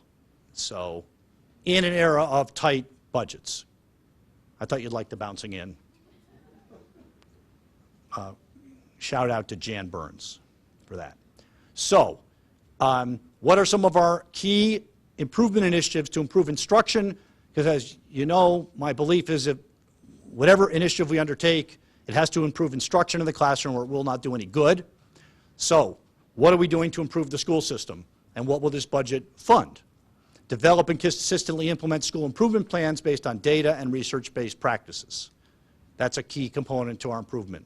Consistent use of data teams at all levels of the organization. so that we make instructional decisions based on what's working for students and not on hunches or guesses or anecdote.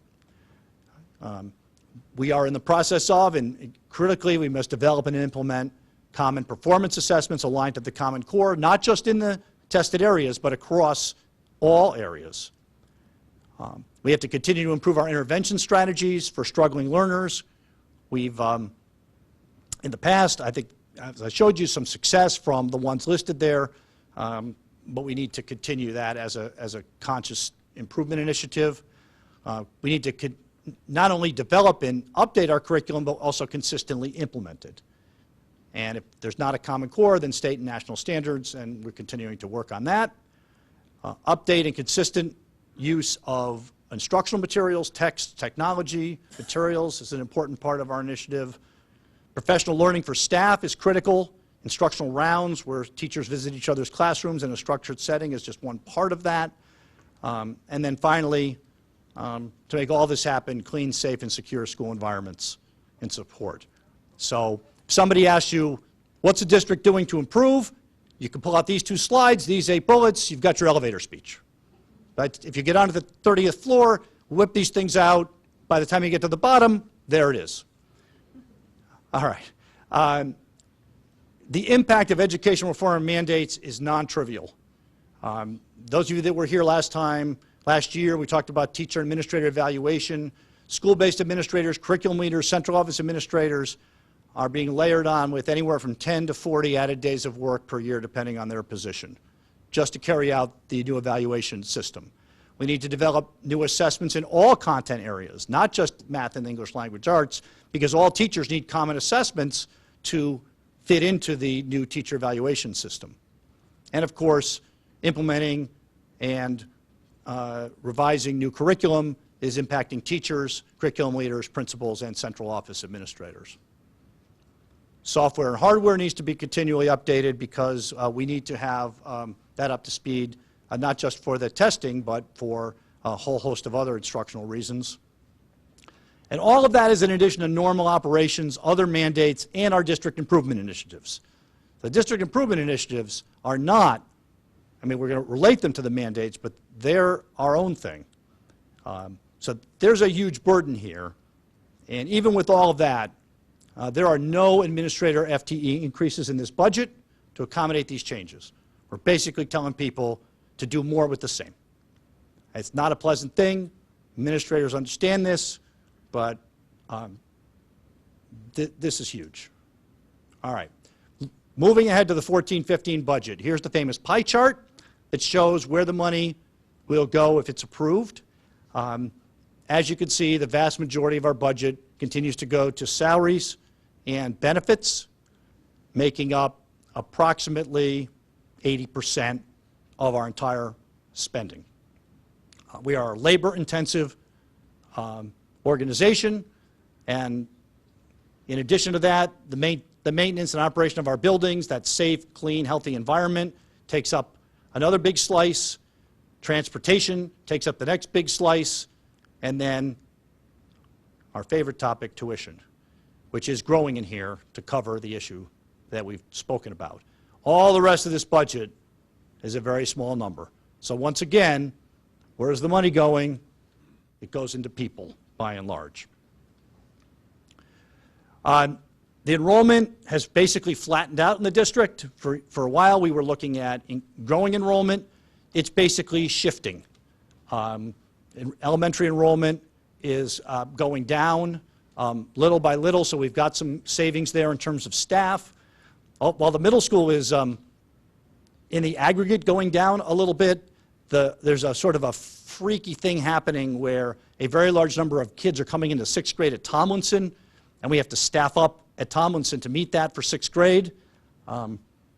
Not all due to, but there's a very, very large class coming out of Stratfield, and we need more teachers there for it. And the high school, well, it's going up, not nearly as much as it had been. So at the end of the day, enrollment is not really a big driver of this budget, and as a result, our certified staffing is basically flat for next year.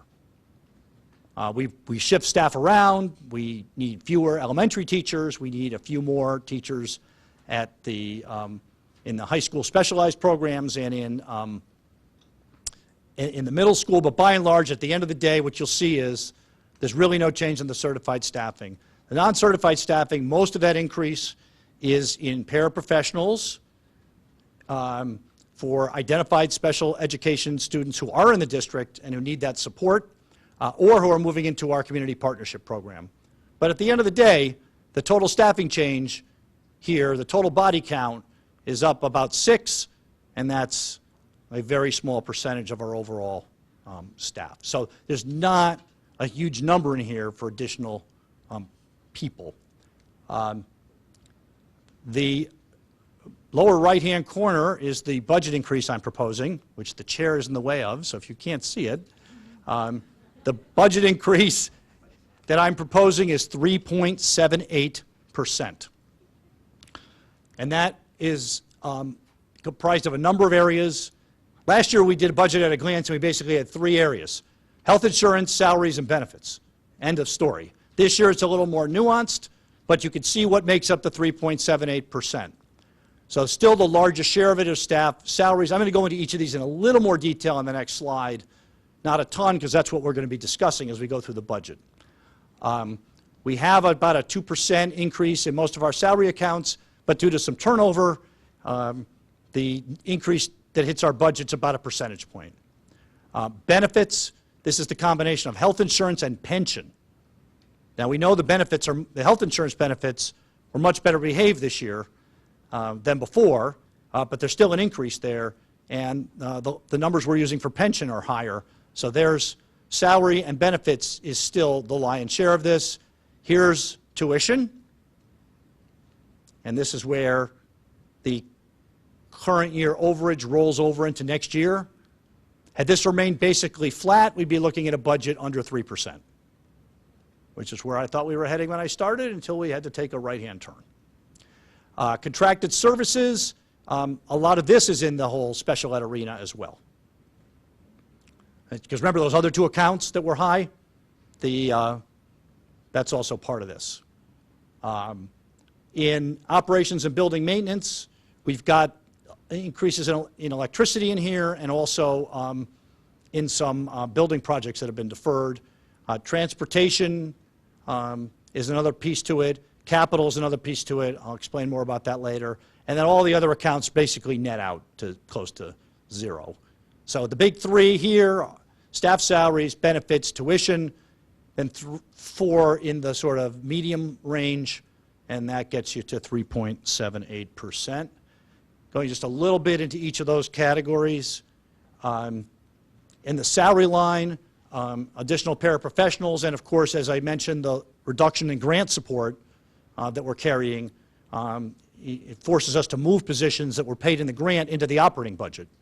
And we have contract increases of about 2% there, so those are sort of the 2 biggest parts to salaries. It's not really an FTE thing. Benefits, health insurance, and pension. Now the really cool thing here, I don't know if I dare try it because we're sort of late, but if you pull this up online tomorrow, see each of those page numbers? They're linked to a page in the budget book. So you should be able to click on that and go right to the page in the budget book where there's further explanation on that. So benefits, health insurance, and pension. Tuition to other schools, don't need to say more about that. Contracted services, special education, and a couple others. I didn't mention security. I am carrying an increase in the security line in this budget, and we're going to have to see how that plays out with the town, because they may want to fund it a different way. But I added exactly $160,000 to this budget for infrastructure improvements for security. And we'll see how that plays out. And the school climate survey that's required under the mandate, it's about $20,000. And operations and maintenance is really about, underfunding in this area. Particularly if we have to defer some things this year, it's just going to roll over to next year. And the electricity rate increase, they haven't bid this year's, purchased this year's electricity, so Twig gave us an estimate to use. Transportation, You know, with the outplacements comes transportation costs. So some of the transportation increase is special education, and the second year of the contract for the first student is 2.5%. Capital and technology, school equipment, technology replacements, particularly as these may need to get deferred, we need to adjust there. So I'm going to finish now. My three main takeaways, for those of you that are still awake, we continue to develop a high-quality program with excellent results.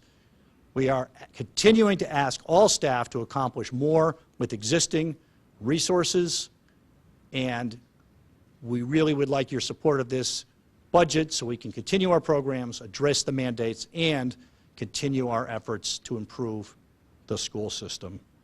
End of story. The end. At this time, we are now going to attempt to distribute the budget books in a quasi-organized fashion.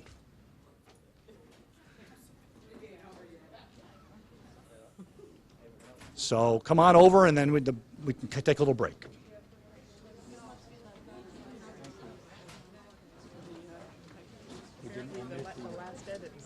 The last edits in the tape. Must have brought the flash drive over and then didn't copy it over, but if that's It's okay. If that's the worst that happens.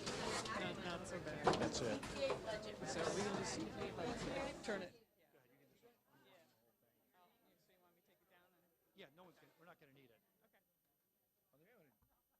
Just leave the podium here, I guess. People can stand here if they're going to, or you can replace it.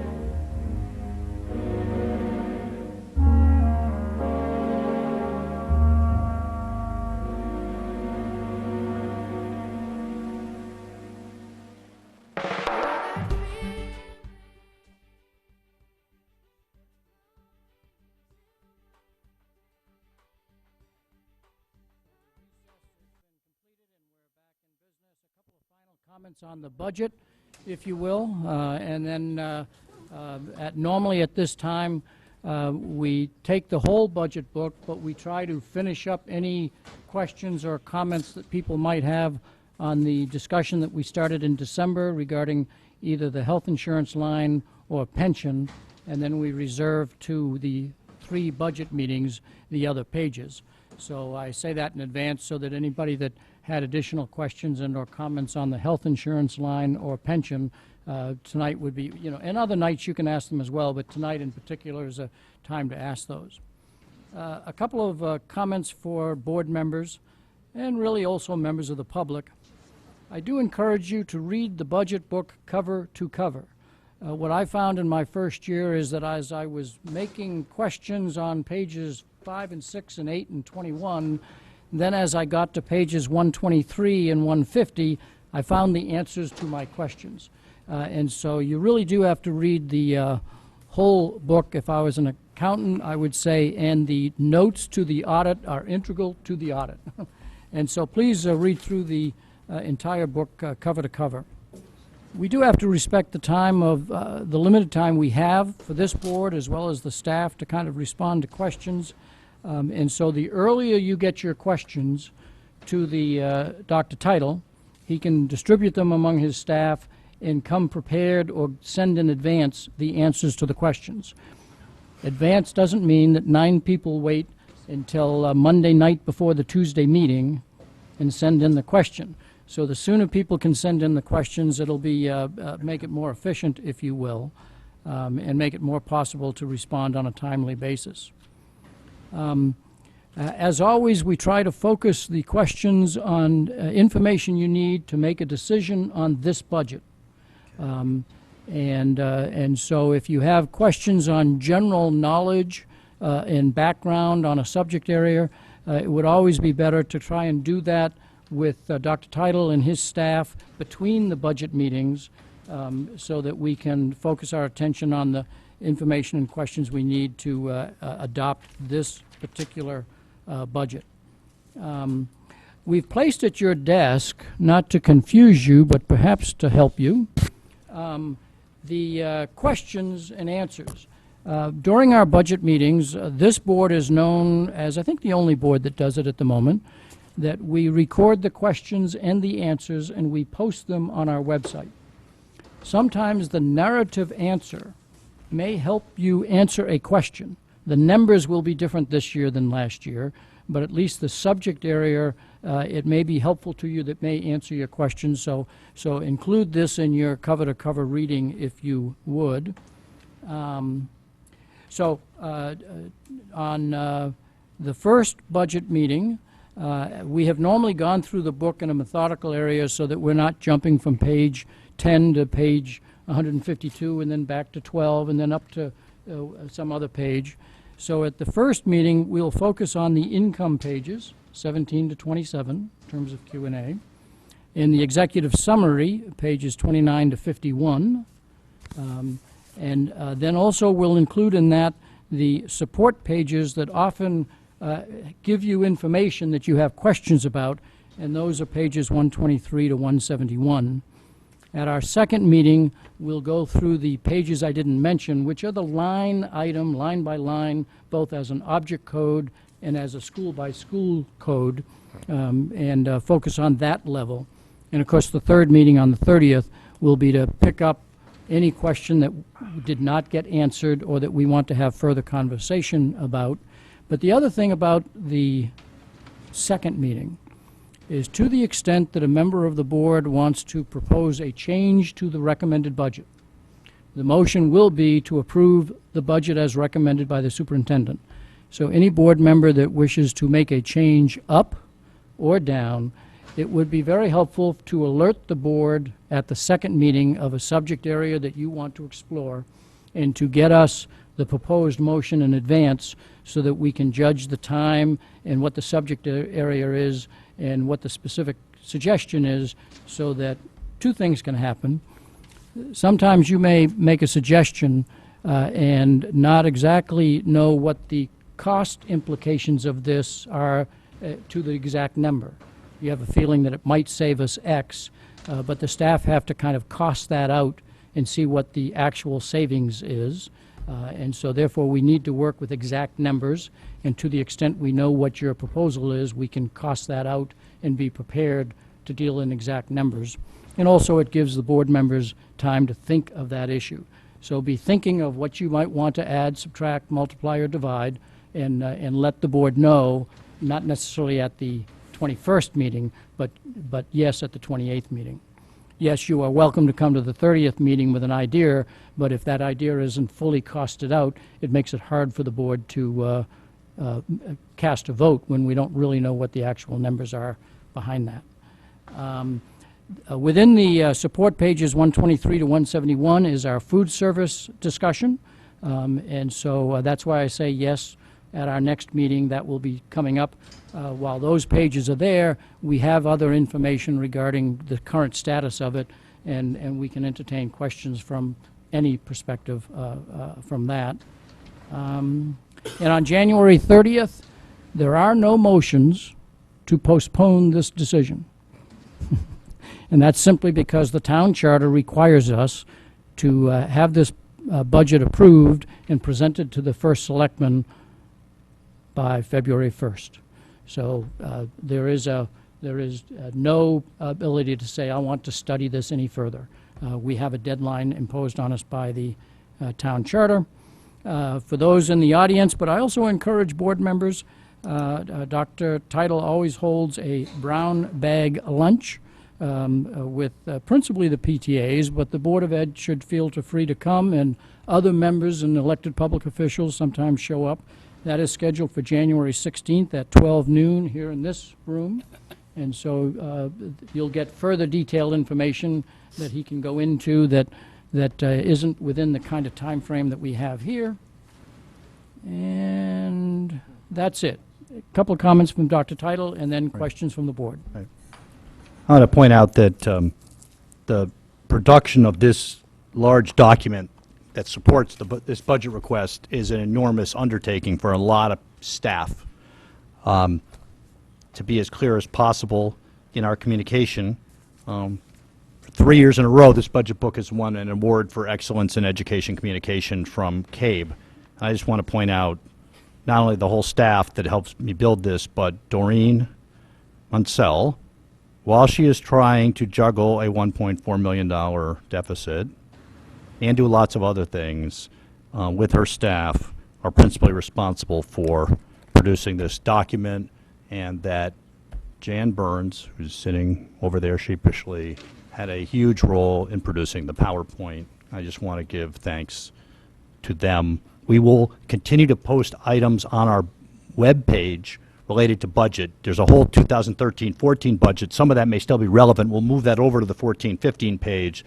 So if you periodically want to check the website, we'll have additional information posted there.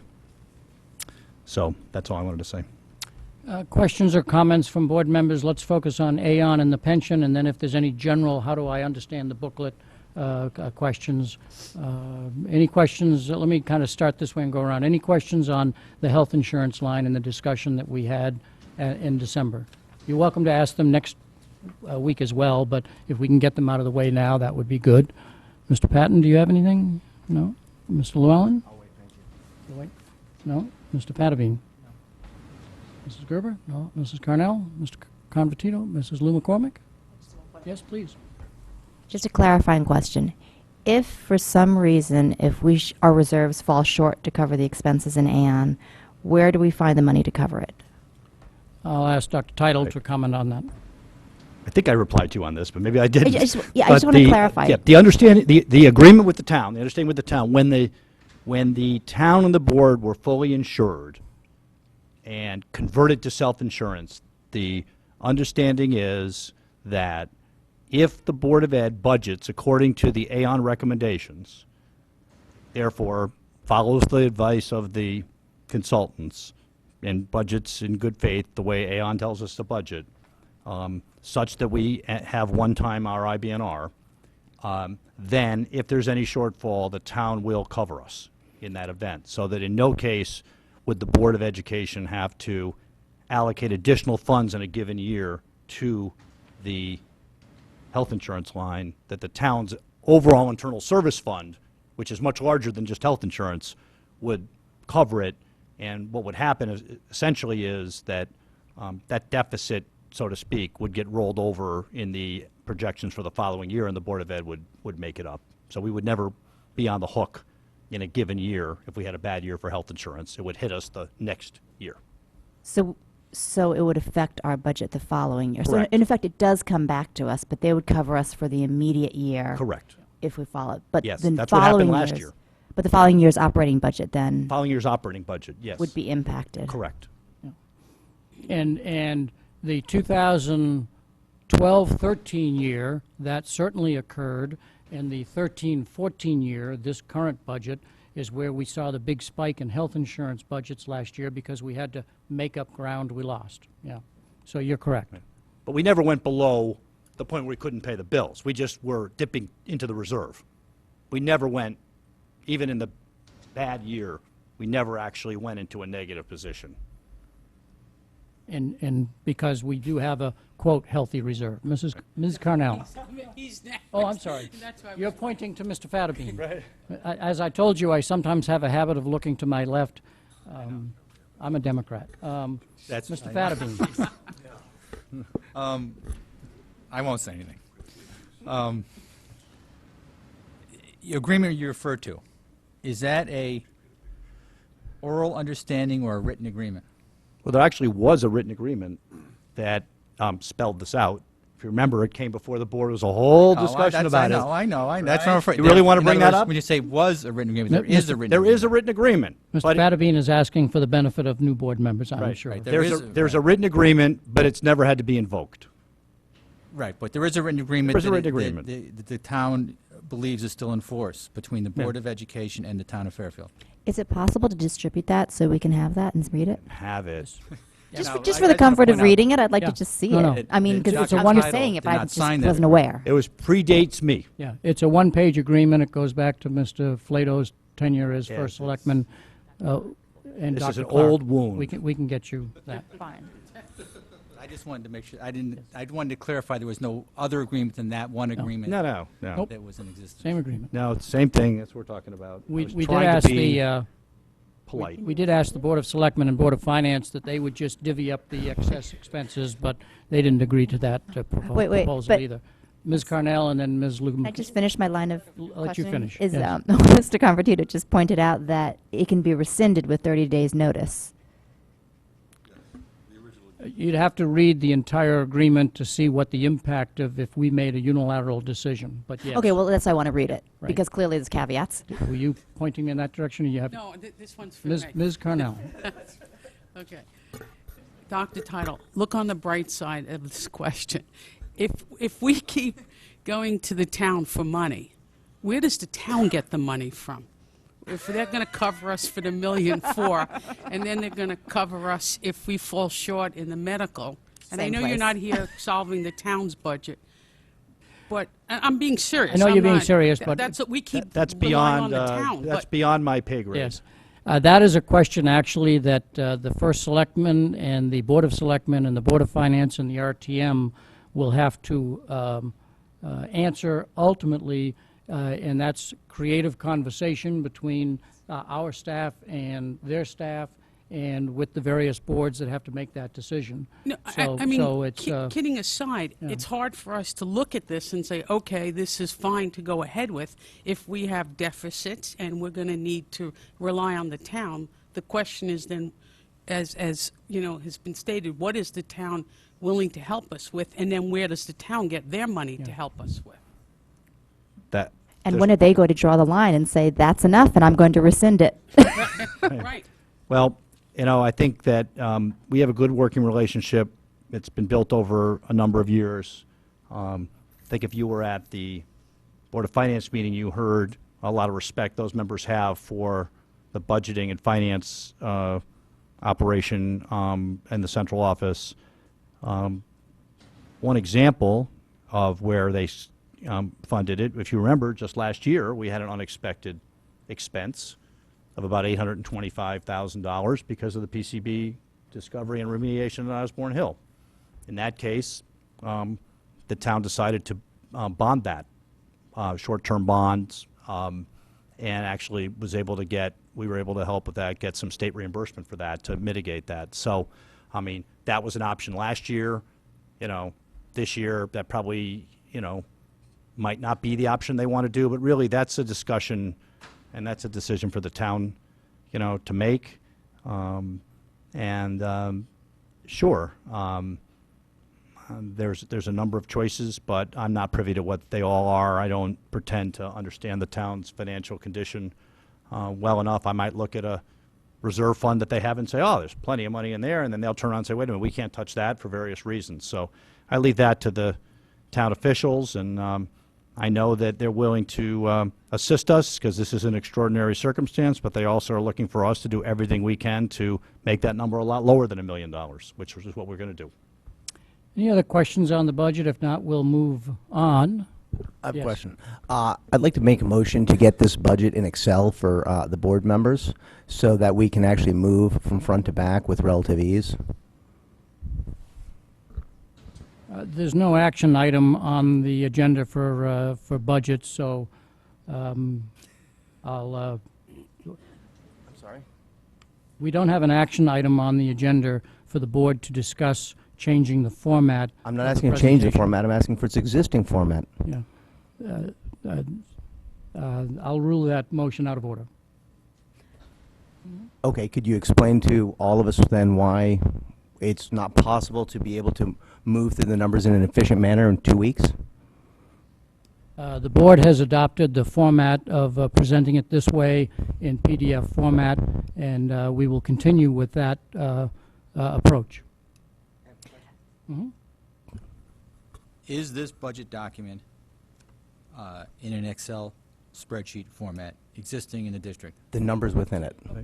Please. Maureen, do you know? I don't think it is. Oh, it absolutely is. No. I don't know. Let's ask her what the format is. It absolutely is. Sorry, what was the question? Is the budget in Excel? Only the executive summary piece, and whatever is in support that would be in a spreadsheet format. So are all the numbers in Excel? No. These pages, Uh-huh. the two reports, no. So Munis actually adds color? You don't have to export it to Excel? It's not a Munis report. So what report is it? It's a Crystal? report that was built by a programmer that was here at one point in time. In what language? Access. Okay, It's an perfect. access. Which is We could get an Microsoft. access, that'd be great. We're presenting it in this format unless What you're the saying board is you don't want us votes, to look through it. And I asked for a vote. and for this year's budget, this is the format that we've agreed to present it in. We're not going to change the format at this time. Once again, But a presentation isn't an analysis. We can analyze it in a different format, no? we're asking to do analysis to study, Phil, and I'm not sure why we're unable to have it in a convenient fashion. We have jobs and have limited time. Right, we have 2 weeks to analyze this budget. It would make sense to facilitate good analysis for everybody. So I'll explain to the public the basis of this conversation. As some of you know, Mr. Llewellyn, prior to being on this board, I'm going to take a point of order. I am speaking. Yeah, I would take a Understand, point make of order of that. That's irrelevant to this Point of order. discussion. I don't know if that's What is extraneous. your point of order My on point a of order is parliamentary whether or not procedure? extraneous material should be brought in at That's the not a board level. parliamentary question. We're having a board discussion on whether or not something should be done. Mr. Fatabeen, that's The chair not a... taking the Mr. position Fatabeen, of bringing in Mr. extraneous information, Fatabeen, I think is out of order. that And is I would not a make- parliamentary agree with question. Mr. Fatabeen. I think You are it's- That's interrupting the definitely a- Point speaker. of order that the chair's comments are out of order, and I'd like a chair ruling on that point of order as well as a I did appeal, not if make necessary. a parliamentary decision, so therefore it is not a question that can be a point of order to challenge a parliamentary. And Let Phil, me if you, finish my if you want to go there, Phil, just I'll finish if you my want. comments. The subject of whether the format of how the Board of Education, the Fairfield Public Schools presents information is currently a question before the Freedom of Information Commission. Mr. Llewellyn brought that complaint to challenge the format. I think it would be inappropriate for this board to make a decision on the format question when that format question is currently before the Freedom of Information Commission. They held a hearing on Monday. They've asked for briefs from each of the people, one from the public schools, our public schools, and one from Mr. Llewellyn.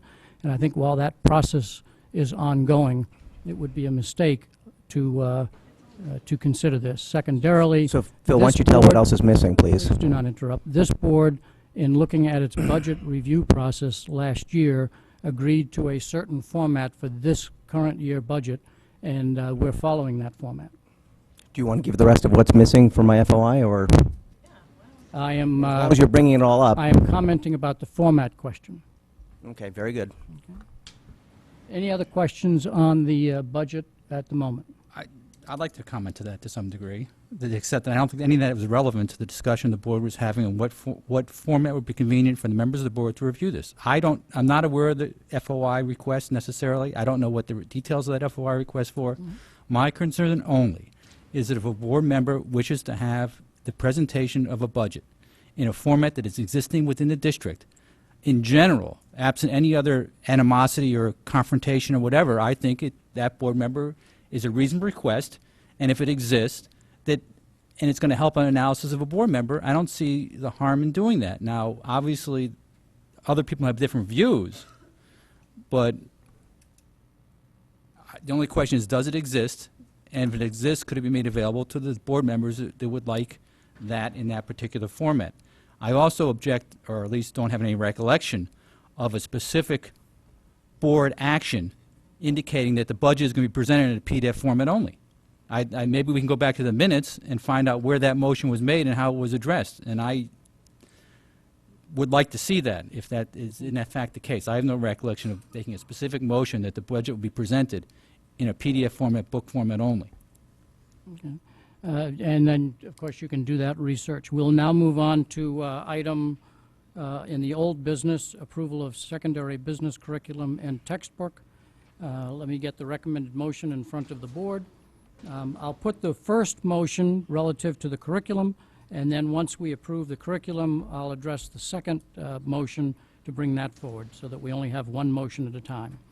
That the Board of Education approve the secondary business curriculum as recommended. Do I have a motion? Mrs. Maxon Connelly and Mrs. Gerber. Is there a presentation that your staff wish to make?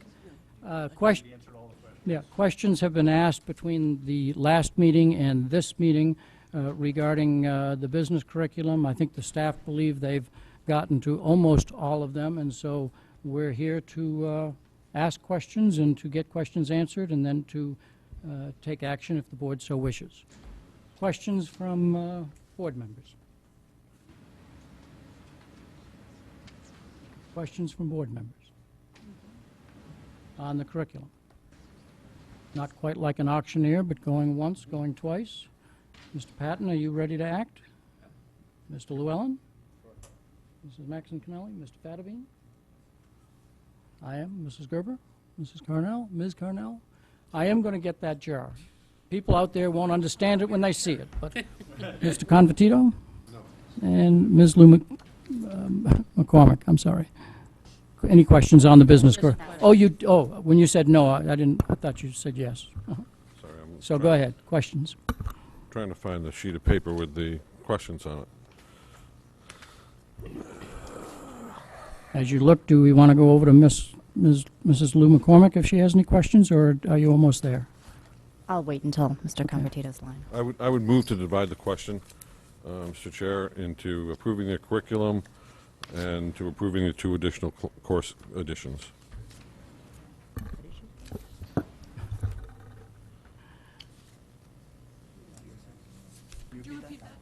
I would move to divide the question into approving the revamped curriculum and the additional two courses that have been added. Is there a second for that motion to divide the question?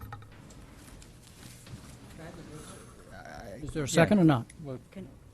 If there's no second, then we'll move to a I'll second. second it. Can we? Ms. Maxon Connelly will second. Could you highlight the specific two courses for board members' memories?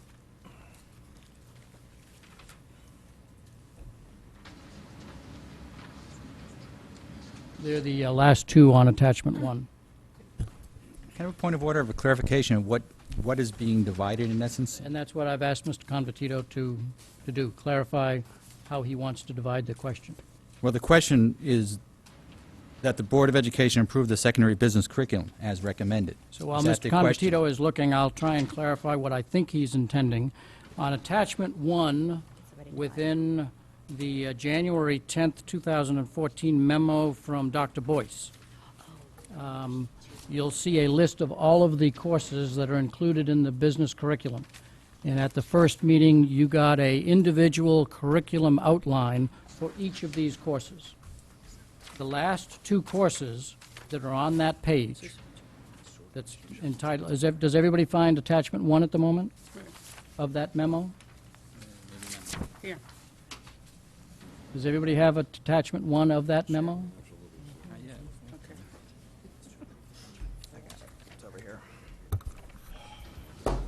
The motion may not be in order. It may be that I should propose an amendment to the motion. Okay, you want to clarify what you're trying to accomplish. Okay. I'm sorry, I was trying to find the sheet, that's why I was flustered there. I would make a motion to amend the motion to approve the business curriculum as approved, not including the financial literacy and the introduction to investing and finance courses.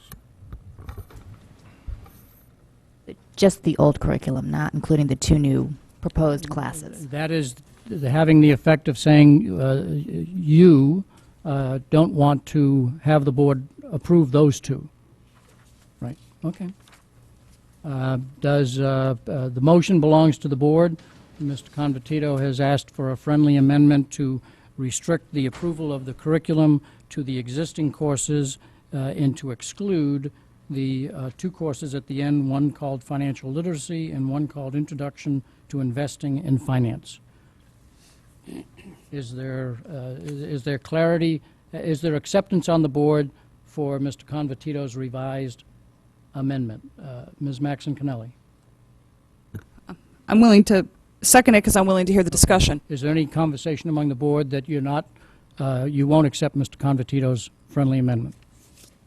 Okay, so the amendment, his amendment that he is proposing to the recommended motion, I believe, and I'll ask Mrs. Gerber to clarify, that the Board of Education approve the secondary business curriculum as recommended, not including the financial literacy course and the introduction to investing in finance. Have I stated that correctly, Mr. Convertito? Yes. Mrs. Gerber, do you have that? Is the board clear on that? Discussion, Mr. Convertito, your rationale? Yep. My rationale is very simple. For about 3 years now, we've been trying to get a program audit done at the high school, and we haven't done it yet. And we've been trying to get a program audit done at the high school. We haven't had it done yet, and I'm leery about adding more programming until I know how effective some of the old programming is and if there's other programming that can be eliminated, which was the lead-in to my question at our last meeting as to what would be eliminated if 2 courses were added. I know it's not a lot of money. I know it's $4,500 to add these classes, but for 3 years now we've been asking for this. We haven't gotten it, so I guess I need to draw a line somewhere or try to make a point someplace. What Mr. Convertito is referring to is we had about 18 issues that the board wanted to look at as terms of adopting goals for the board. That the program audit was one of them. It didn't rise to the first 5, and part of this year's discussion, if board members decide to recommend goals for us so that we can schedule that meeting, would be whether to adopt the program audit for this year and the next year. That's what Mr. Convertito is referring to. Any comments to the negative relative to excluding those 2 comments? And then we will act on the amendment. Go ahead. A question to Dr. Boyce and Ms. Cole is, because I have to admit I really like the description of the financial literacy course. I think that's something that all of our students should have. I'm sure there are many adults who would still benefit from that. But I do hear Mr. Convertito's point, absolutely, and I'm completely in favor of this program audit.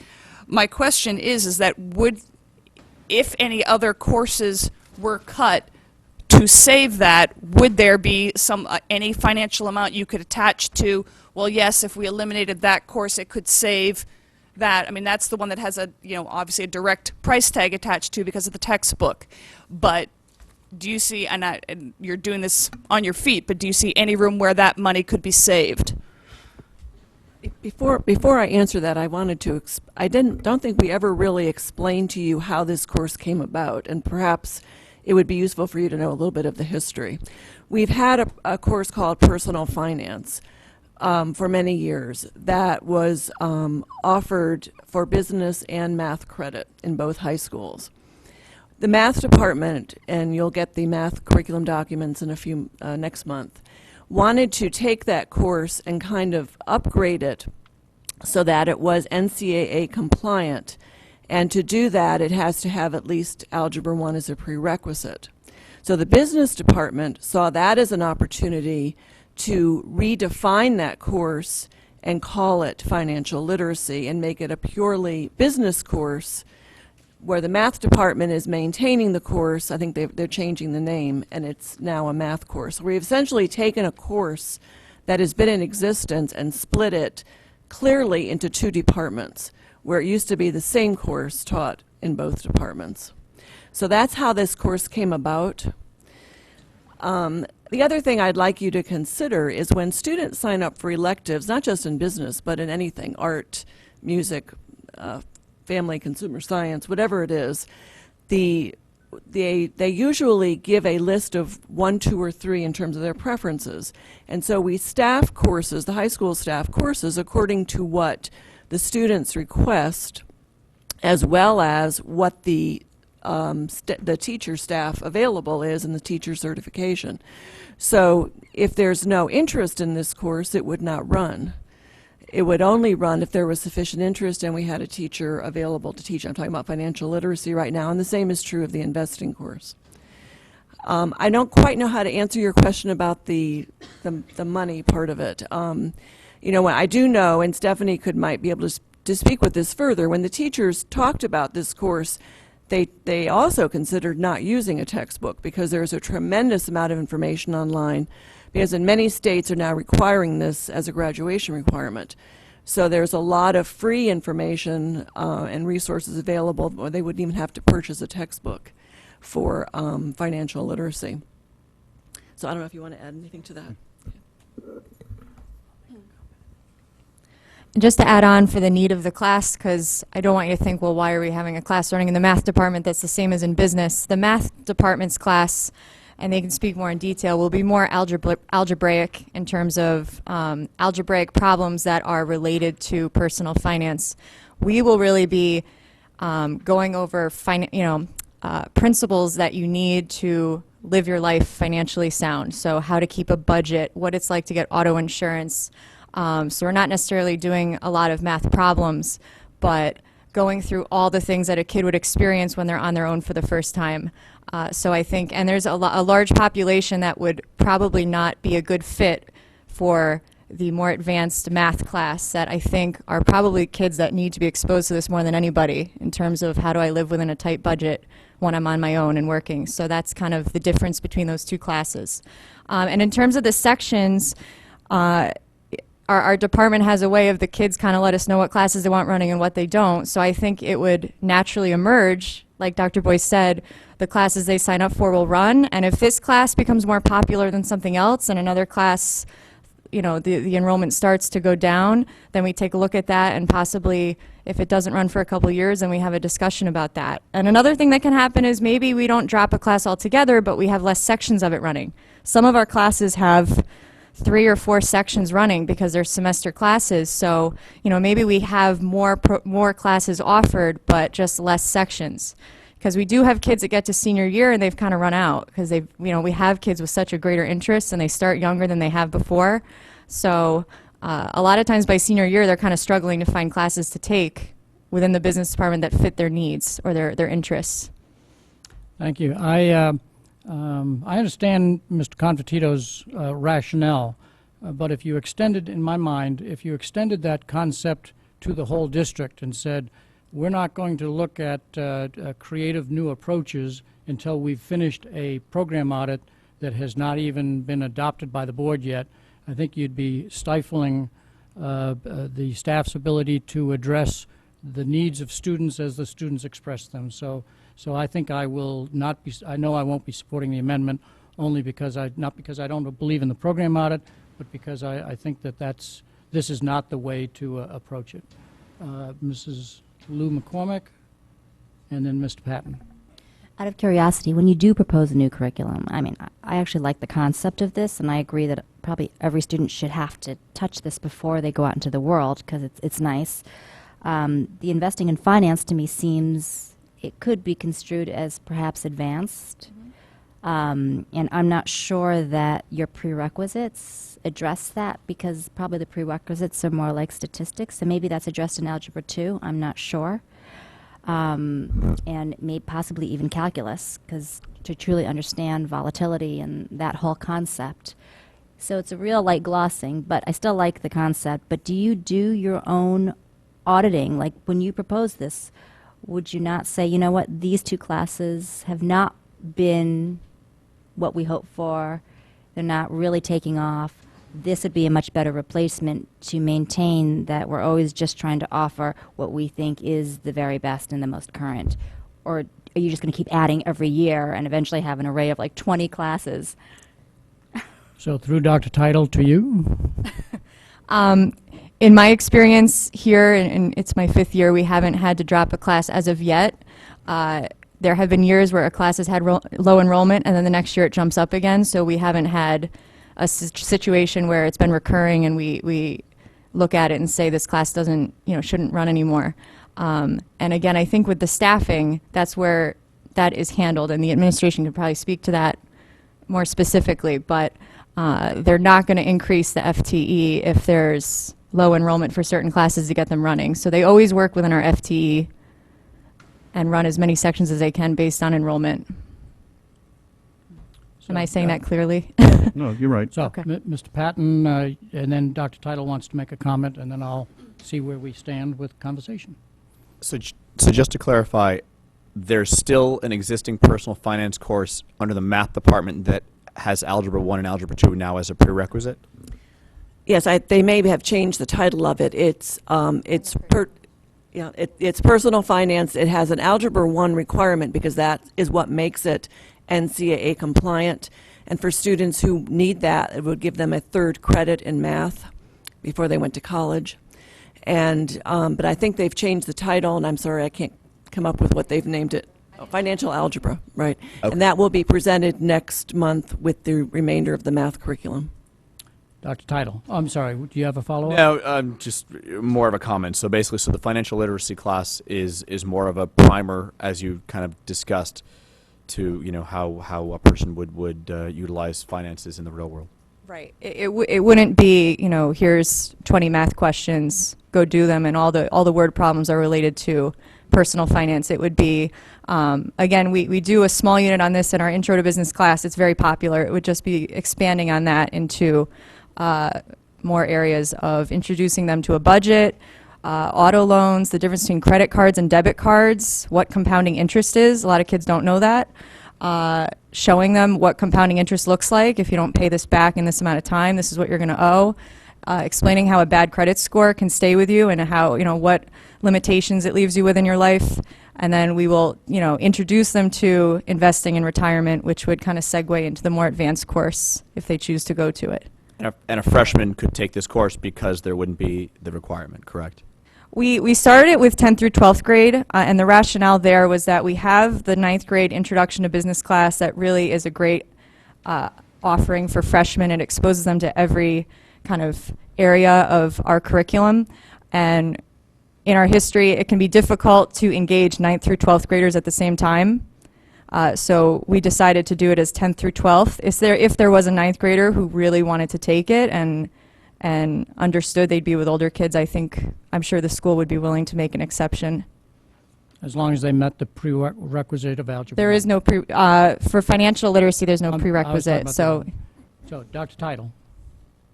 I'm concerned about this amendment for a couple reasons. One is, I was certainly never under the impression that we could not propose changed courses until a program audit was completed, new courses. Essentially, when each department reviews its curriculum, they go through the data they have about that program, make decisions on a department-by-departmental basis.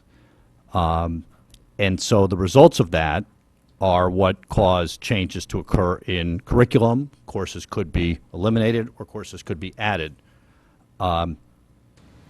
I really, if that's going to be the standard, then I'm thinking we probably should stop our curriculum work until this thing is completed. So I'm really concerned about the precedent this is setting. And this is new to me. This was proposed on December 10th. It was clear we were offering 2 new courses, and this is the first I'm hearing about it. I'm concerned about this, because if our math is under review in the upper grades where we have electives and they want to make changes in it, well, maybe we should just teach the same math curriculum. Maybe we should just teach the same curriculum we have indefinitely. So I'm a little concerned about this. I think that Stephanie and her team has done a thorough job of analyzing this curriculum, pointed out the strengths and weaknesses of it, put forward a proposal to address those, and I'm concerned, but it's not my decision. We have a motion before the floor. You're still interested in acting on the motion, I presume, Mr. Convertito, correct? Paul? I guess my comment and the way I perceive this is really there's sort of independent issues. One is this a curriculum addition and class addition that is desirable for our district with our students, and is there a need, and can we afford it? Those are the issues. I would say, in my opinion, it is. It's a good class and one in which the district would benefit the district in having, as well as the students. The second question is whether or not you hold this up in view of a future program audit. I would think if these classes, this curriculum is adopted with these additional classes, then any future program audit would include these additional classes as well, and at that point in time you can take an assessment of all the classes and make decisions which ones you keep and which ones you don't. I think it's a little premature to say at this point in time these aren't necessary classes that should be included in view of a program audit that didn't exist yet. So I'm inclined to not vote for this motion because I'm convinced that these are beneficial to our district, will enhance the curriculum, make us more comprehensive, and fulfill a need of our students, and one in which I think, for the modest amount of money it costs, we can afford.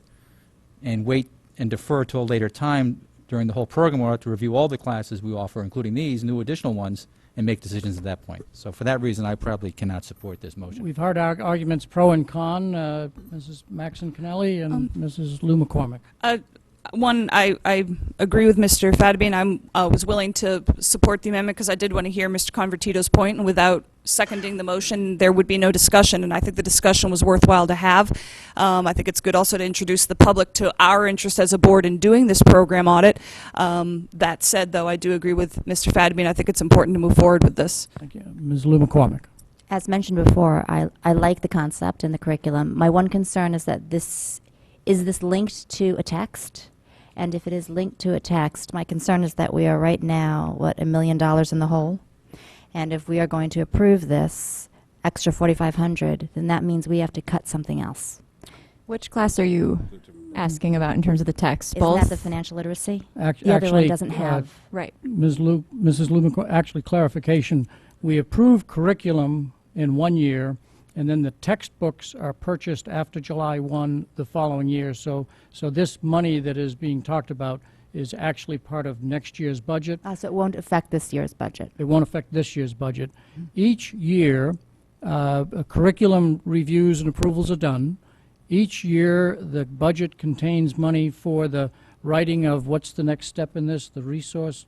Help me out, Jennifer. The next step after we approve the curriculum, the next step that the teachers do? The implementation guides. and we purchase the textbooks out of the following year. The only thing So I it's would not- say on that is that, isn't that the arrangement that we have? If we are $1 million in the hole and the town covers it, then our $1 million in the hole gets passed to next year as well. And then this similarly would be passed next year as well. So then next year's budget, we would start with more. We in have, wholeness. next year's budget has an increase, as we indicated, to cover the big increase in tuition costs, and that's built into the 3.78. That's correct. Mr. Convertito, you wanted to make a comment? Yeah, if it's okay with the seconder, I'll withdraw the motion, the amendment. The seconder okays it. Mr. Convertito has asked the board's permission to withdraw his amendment. Any objection by the board? None. Then we're back to the original motion. Any further discussion on that? Hearing none? Quick question. Oh, I'm sorry. The Mr. book. Llewellyn? Did you say you could run the course without the book or with the book? I think, speaking for the department as a whole, a lot of teachers would prefer to have a book just because it gives it more structure, especially the first year running it. It is just really nice to have that there. It makes it much easier to teach. It gives the kids a little more organization. So it would be our preference to have a book available to us. And again, we went with the 3 books we found. We went with one of the lower ones that we found at $42.50 a book. However, if it was the difference between the class running or not, we could get creative and find other ways to run it. So I guess my question is, I couldn't agree with you more that every class should have a textbook so that kids can follow along. I think that's great. I think that's something we've kind of lost over the recent past. But if this is approved as a course and then the book is deferred, is that something that you can, because the curriculum only comes up every 5 years, can you wait a year to implement it and be in an okay position, or would you make do with other things? We actually have an option because this is the business department. The business department, tech ed, and family consumer science are eligible for money through the Perkins grant. Perfect. And I had told Stephanie that if there was a concern about purchasing the book, we would access Perkins money to do that. You should have said that before. Perfect. Thank you. Thank you. If there are no other questions, from the board, this is an action item that allows the public to comment. So do we have any members of the public that wish to comment on the business curriculum and the curriculum only? The textbook question will come up as a separate motion. Please state your name and address. Suzanne Miska, 123 Rygate Road. I just want to, I know this is going to be strange, thank the school district for this curriculum presentation. Having seen so many in the past, this is the first one that I actually feel as a parent is in depth, was presented very well, was well thought of. I feel like even though we might not have seen the implementation model, I feel I know it. I can't say enough how this is the most refreshing curriculum piece I've seen presented to this board, so thank you. Thank you. Please state your name and address. Christine Vitale, 254 Vernon Hill Road. Ditto what she said. I wasn't here for the presentation, but I did read it on the website, and my daughter is a student, and I had to fight her to take a business class because it didn't fit in. Yeah, it didn't fit in with all the AP, the AP work and the honors classes, and it didn't. But she took it. She loves it, and now she's like, "What can I do next?" So, I hope you approve this. Thank you. Please state your name and address. Eric Newman, 85 Eastfield Drive.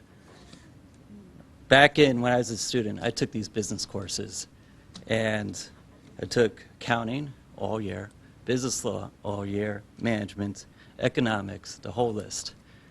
Today, everything is plastic. A couple years, the kindergartners, when they graduate, there will be very few cash.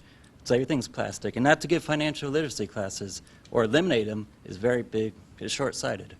Kids are going to college with huge loans. They're going to have lots of debt when they graduate. And the best thing to do is prepare them for the future. And cutting these programs, or this program, is short-sighted. You got to prove it.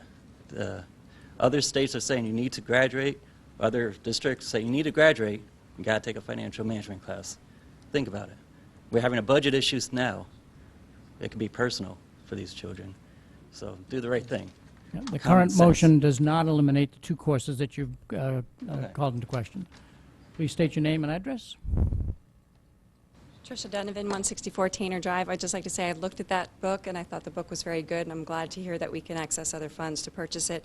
And if the board would endeavor to take an audit of the business department, I hope they would audit the entire school curriculum and make sure that we're offering classes that meet the needs of all of our students in view of the changing world and needs of everyone. And if you can, please make this personal finance class, this literacy class, mandatory for everyone. Thank you. I see no one else coming up to the podium, so we have no more public comment. Back to the board. Are we ready for action? If so, the recommended motion is that the Board of Education approve the secondary business curriculum as recommended. All in favor, raise your hand. And we have a unanimous vote, and that is a testament to your presentation skills, so thank you. The second motion that we have related to this is to approve the textbook that came with the recommendation. And the recommended motion is that the Board of Education approve the secondary business curriculum textbook, the title is Becoming Money Smart, a Simulation for Financial Decision-Making by author Judy Detheridge, as recommended. Do I have a motion? Mr. Fattabine? And Mr. Convertito. A discussion on the motion. Mr. Fattabine, you made the motion, you get the first crack. This textbook is used for the financial literacy class, I believe. Yes. My only comment is that there was some discussion in the prior motion about the desirability of having a textbook for all classes. I'm sort of in that camp as well, and I think that the other course, Introduction to Investing in Finance, would be nice at some point if that had a textbook as well, on which can be a resource for the students. I think it's helpful and beneficial. That was my only comment. Okay, I think Mrs. Maxon Kennelly, Mr. Llewellyn, please.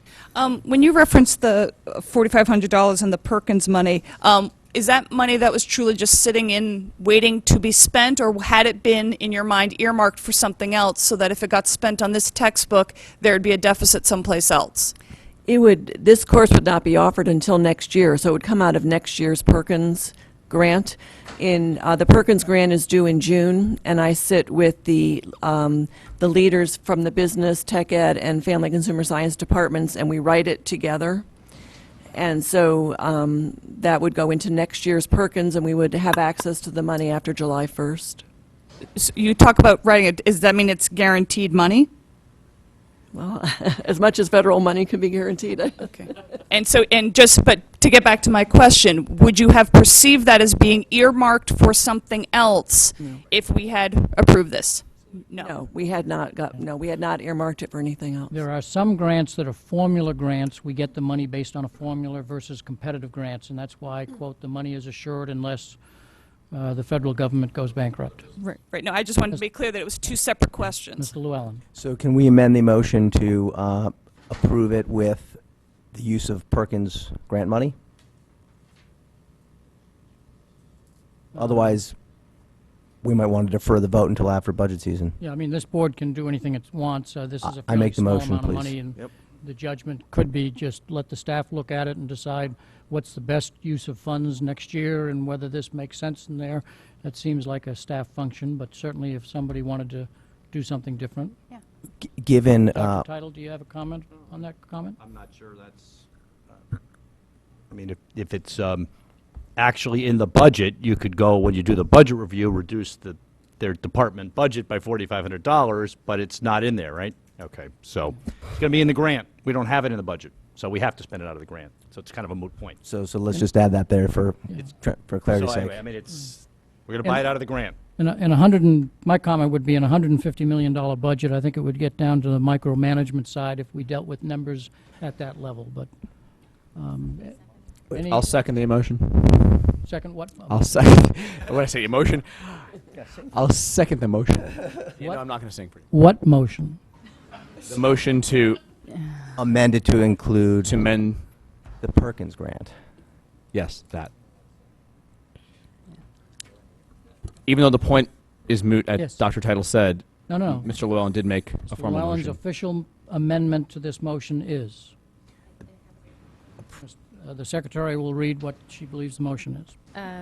The amendment is to add, quote, "with use of Perkins grant money" at the end of the recommended motion. Okay. Is that correct? Thank you. Okay.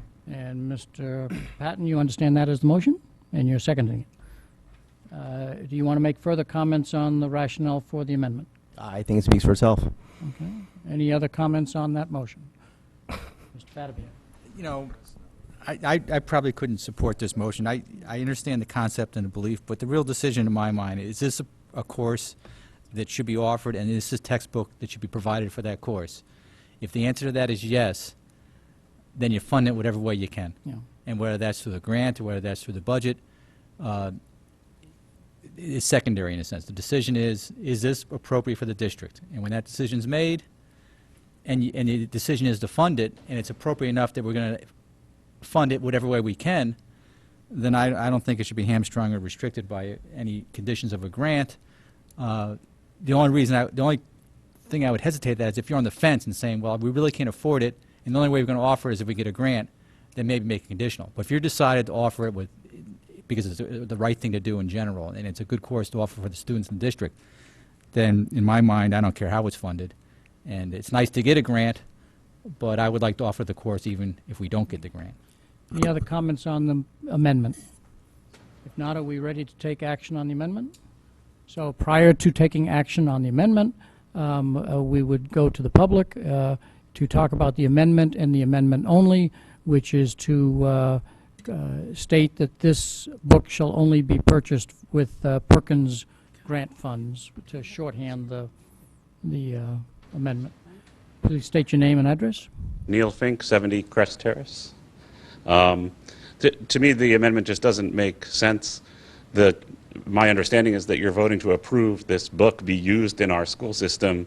This isn't a discussion about how to pay for things. It seems like this discussion would be appropriate when it's time to discuss the budget. It would be a shame to somehow, if something happened with that grant, because the federal government decides to change how they allocate funds or something, and then suddenly over $4,500 they're prohibited from offering a course because you didn't get the grant money, but because you were expecting grant money, you didn't put it in the budget. The whole conversation just seems kind of nearsighted to me. Thank you. Any other comments from the public? Seeing nobody coming to the microphone, is the board ready to act on the amendment to the motion? Motion to extend. Well, we still have 11 o'clock. We'll, Oh, we're down we'll, for 11. yeah, we'll get, when we get closer to the time. So the amendment, the amendment that is being acted on is to add, and I'd ask the secretary to restate the phrase. To amend the motion and add, quote, "with use of Perkins grant money," unquote, at the end of the motion. Thank you. If you all understand that, all in favor of the amendment, raise your hand. Mrs. Lou McCormick, and Mr. Llewellyn, and Mr. Patton, all opposed. Mr. Convertito, Ms. Carnell, Mrs. Gerber, Mr. Dwyer, Mr. Fattabine, Mrs. Maxon Kennelly. The motion fails 6-3. We're back to the main motion. If there's no further discussion on the textbook, we'll take the main motion. That is that the Board of Education approve the secondary business curriculum textbook, Becoming Money Smart, a simulation for financial decision-making, for Judy Deathridge as recommended. Before we act on the motion itself, any members of the public that wish to comment on the textbook? The last comment was on the amendment only. This is a comment on the textbook. Seeing nobody come forward, are we ready to act? All in favor say aye. And we have a unanimous vote. Thank you very much. I would like to thank the board for the unanimous endorsement of the new curriculum and textbook, and thank Stephanie and her team under the direction of Dr. Boyce for the work you've done to bring this forward.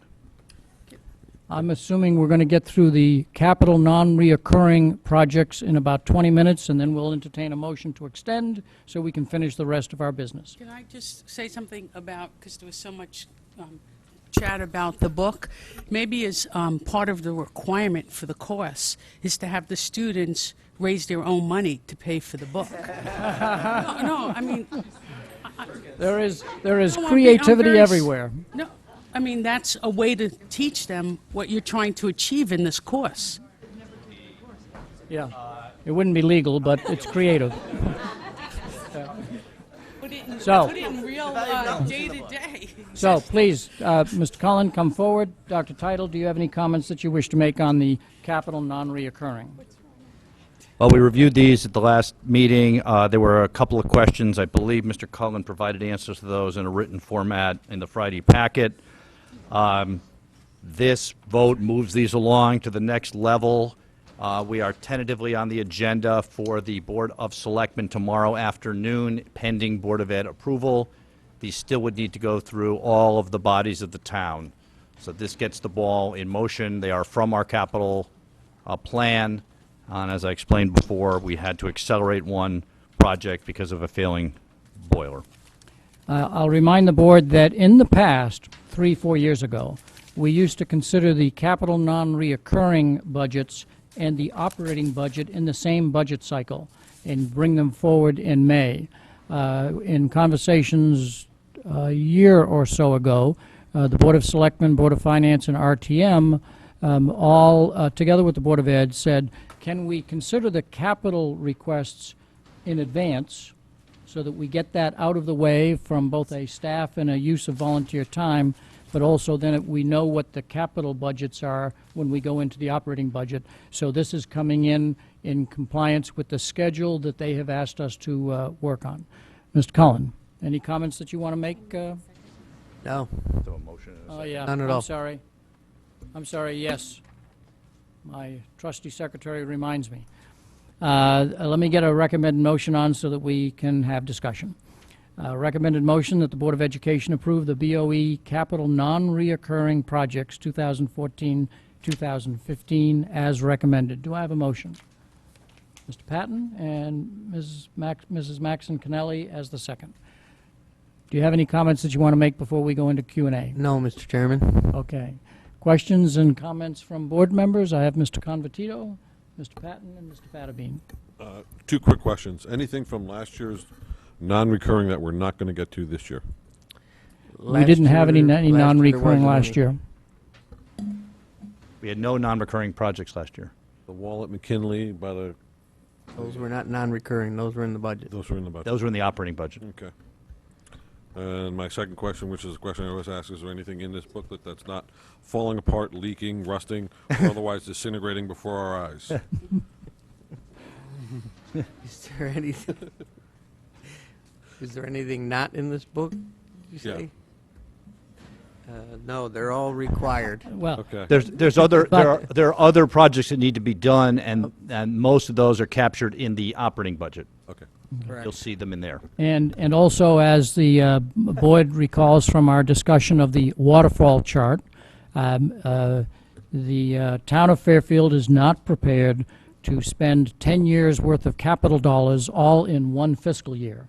And so these projects get prioritized based on the most needy coming up in 1 year, and we think we can stretch this out another year or two. So yes, there are many other projects that deserve attention, but these are what's scheduled for the 14-15 year.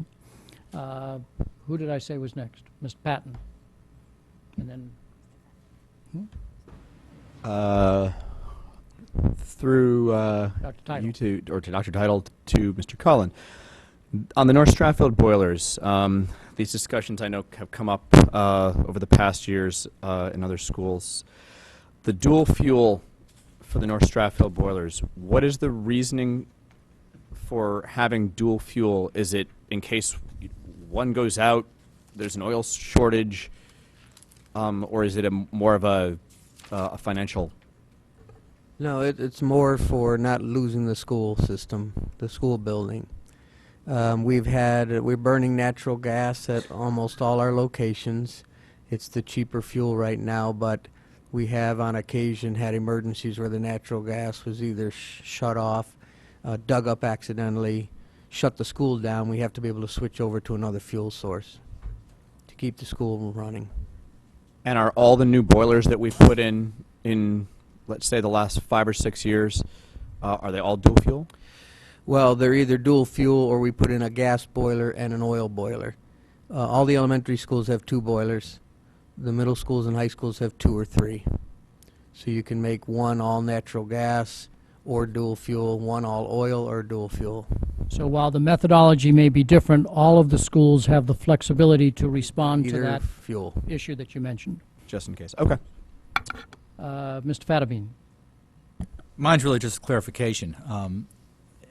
And that as recommended is still the recommendation I assume is in this booklet, Yes. which is the Mill Hill Elementary School, North Stratford Elementary School, and Fairfield Ward High School. Mill Hill has the roof replacement, or partial roof replacement. North Stratford has the replacement of 2 boilers, and Fairfield Ward High School has the replacement of the boiler in a total sum of $900 and some thousand. That's the recommendation. That's all Yes. my clarification. Didn't change. I just want to make sure it didn't change. We didn't change it. And for our purposes, we do vote to as recommended in the book. Once it gets through all of the town bodies and you get a bond council getting a hold of this, they get specified a little bit more detail because that's the requirement of bond council. Other questions on non-reoccurring? Out to the public, any comments from the public on the motion to approve the non-reoccurring capital projects? Seeing nobody rushing up to the platform, are we ready to take an action? If so, the recommended motion is that the Board of Education approve the BOE capital non-reoccurring projects 2014-2015 as recommended. All in favor, raise your hands. It is a unanimous vote. Thank you very much. Thank you very much. Thank you. We'll do our best tomorrow.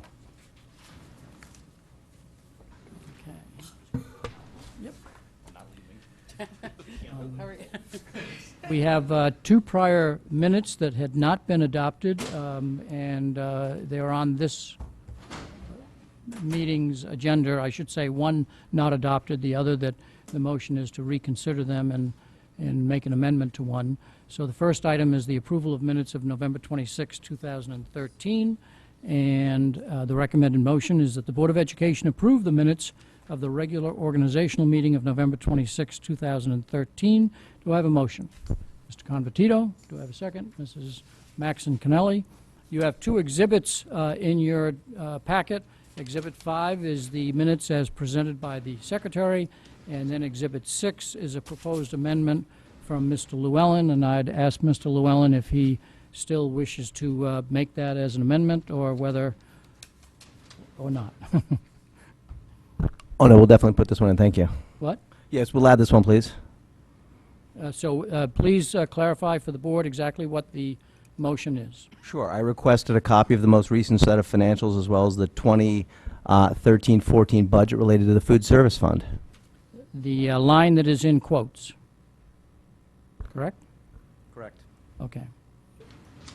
Is there a second for that? Mrs. Lou McCormick. It's your motion. You have the courtesy of the first comment as to why? Because it was omitted, and because I think that when a board member asks for information, it should be noted in the minutes. And I think that we've done a good job subsequent to this doing that. I think it's, gives everyone, the right to speak and to ask questions. Any comments to the contrary? Any comments at all from board members? Mr. Fattabine? I just went back and checked the Fairfield Fair TV, and I found John Llewellyn's comments at hour 2, minute 14, 50 seconds, and I was satisfied that he paraphrased the essence of his request at that meeting, so I'd be prepared to support this motion. Okay. Mrs. Maxon Kennelly? As we did on the last minutes, and I like the idea of being consistent. I don't know if the secretary had a chance to make a transcript of this one as well. Is there anything available on that? Oh, I've got it too.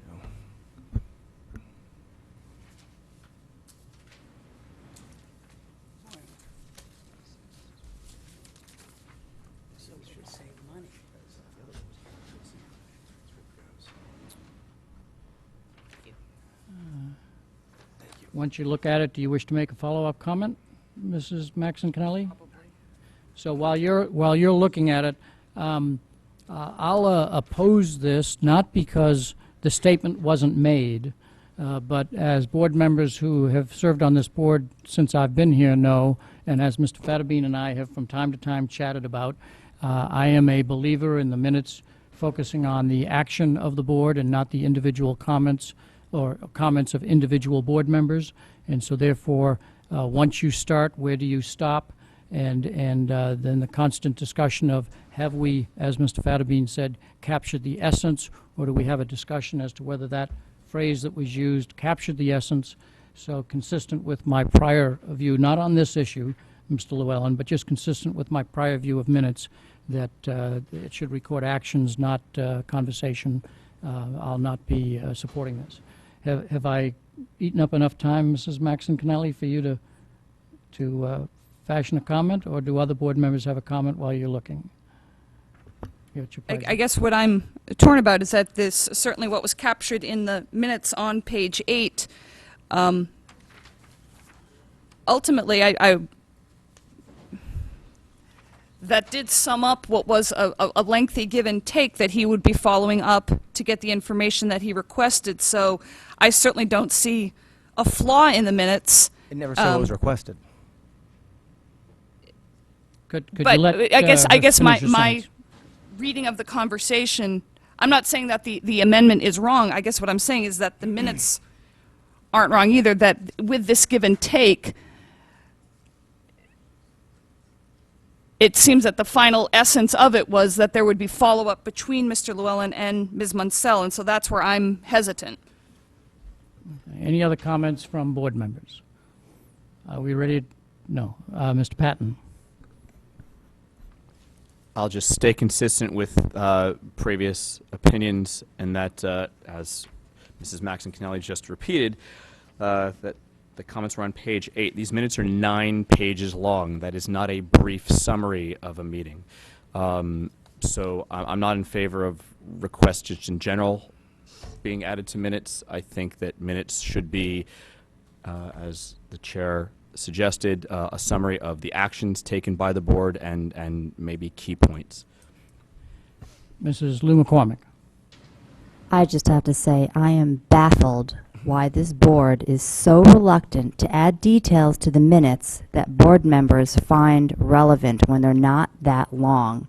They're just going into our minutes on a file so that one day we can go back and refer. Why are we so reluctant to add 10, 15, 20 words to a document? It's baffling to me.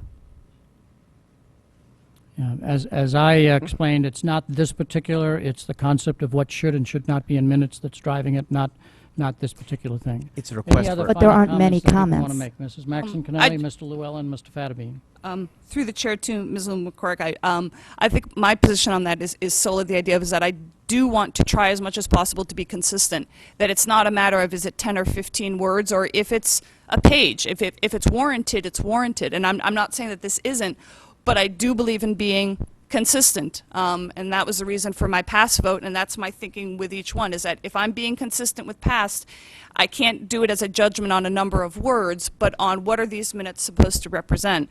And so I'm just looking to be consistent. Mr. Llewellyn? Yes, and in my view, it is a request for action, and when a request for information is not put into the minutes, I believe that's a form of censorship, and it's not representing the essence. Mr. Fattabine? Well, I guess I can't, since the chair had brought up his position on minutes, I guess I have to also state my position. in Fair enough. fairness. The chair's position is certainly that acts done or recorded, not necessarily statements made to support the act. I think in general for private organizations that may be an accurate portrayal of how minutes should be presented. But for public bodies and where minutes are published, which our minutes are published, they should be a fair statement and a record as to what transpired at that meeting, including what each member had said and spoke about. So I think it's completely appropriate and supported in Robert's rules that published minutes are handled in that way.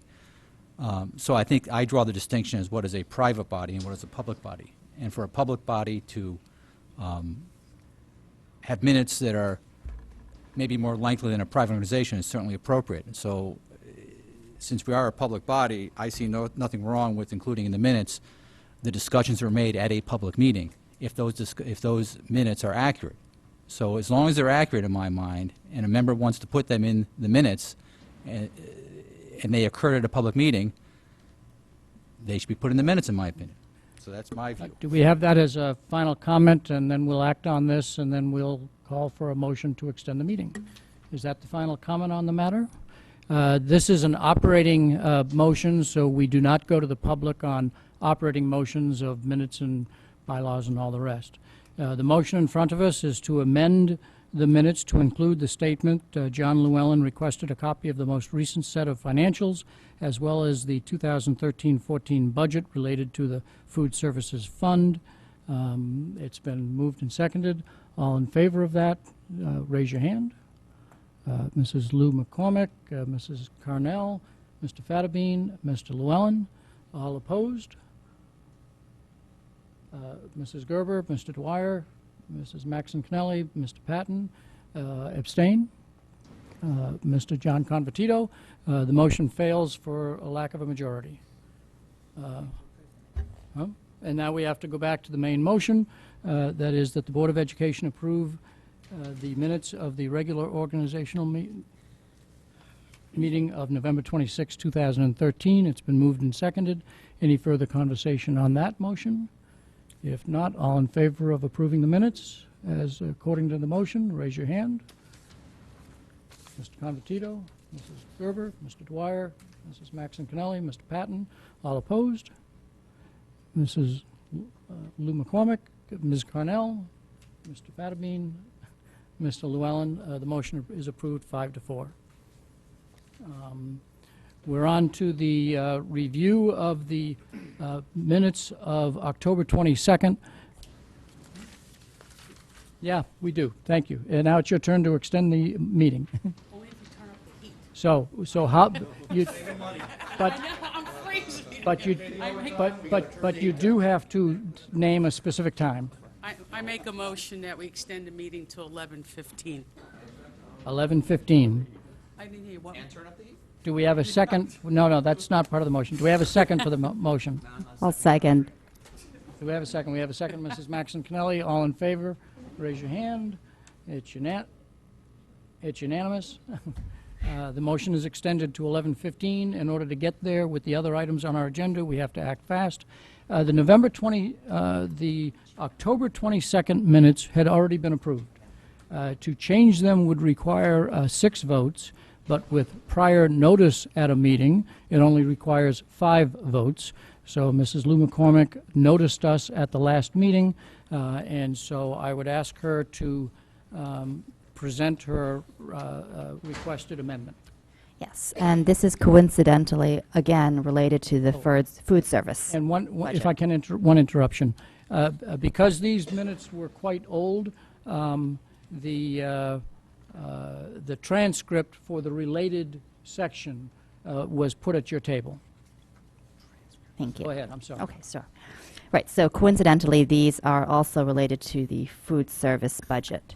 Now, this was noted from Sue Brand's email to the Board of Ed that, in fact, certain comments made during that meeting were omitted from the minutes, and she felt that they were significant enough to include.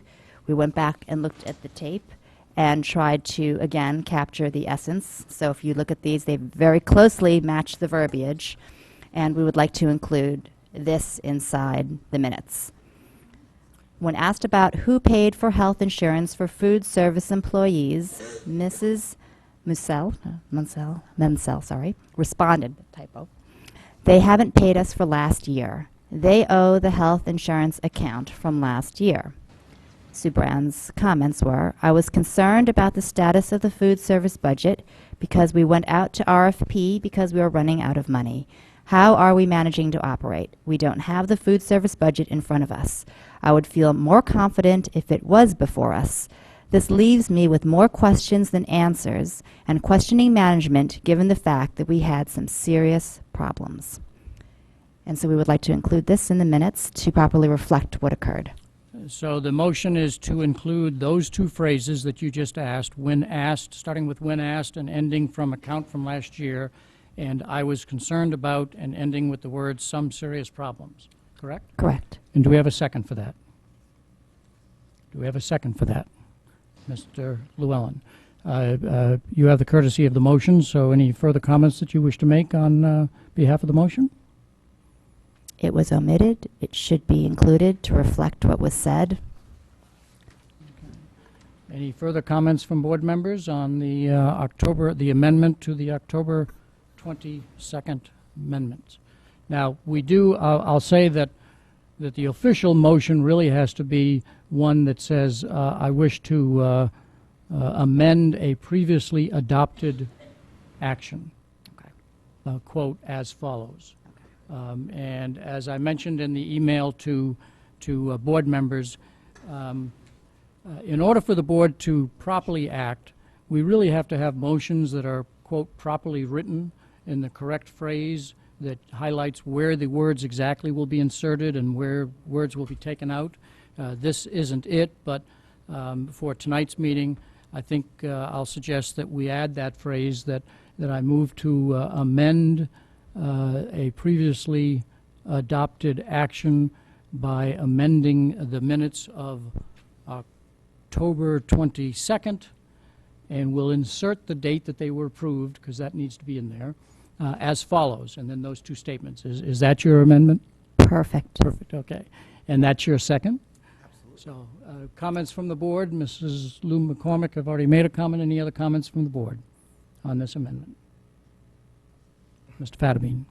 My only comment would be that I would have paraphrased the motion a little bit as to what the comments were, rather than stating it verbatim or quoting the transcript, but that's the only comment I make. But I'll support the motion because I believe it's an accurate statement and one in which if a member, at least a former member of the board, had said it at a prior board meeting, I would have cut down the verbiage a little, but I think it captures the essence, and that's what I believe is accurate, as long as it's an accurate statement, and should be put in the minutes.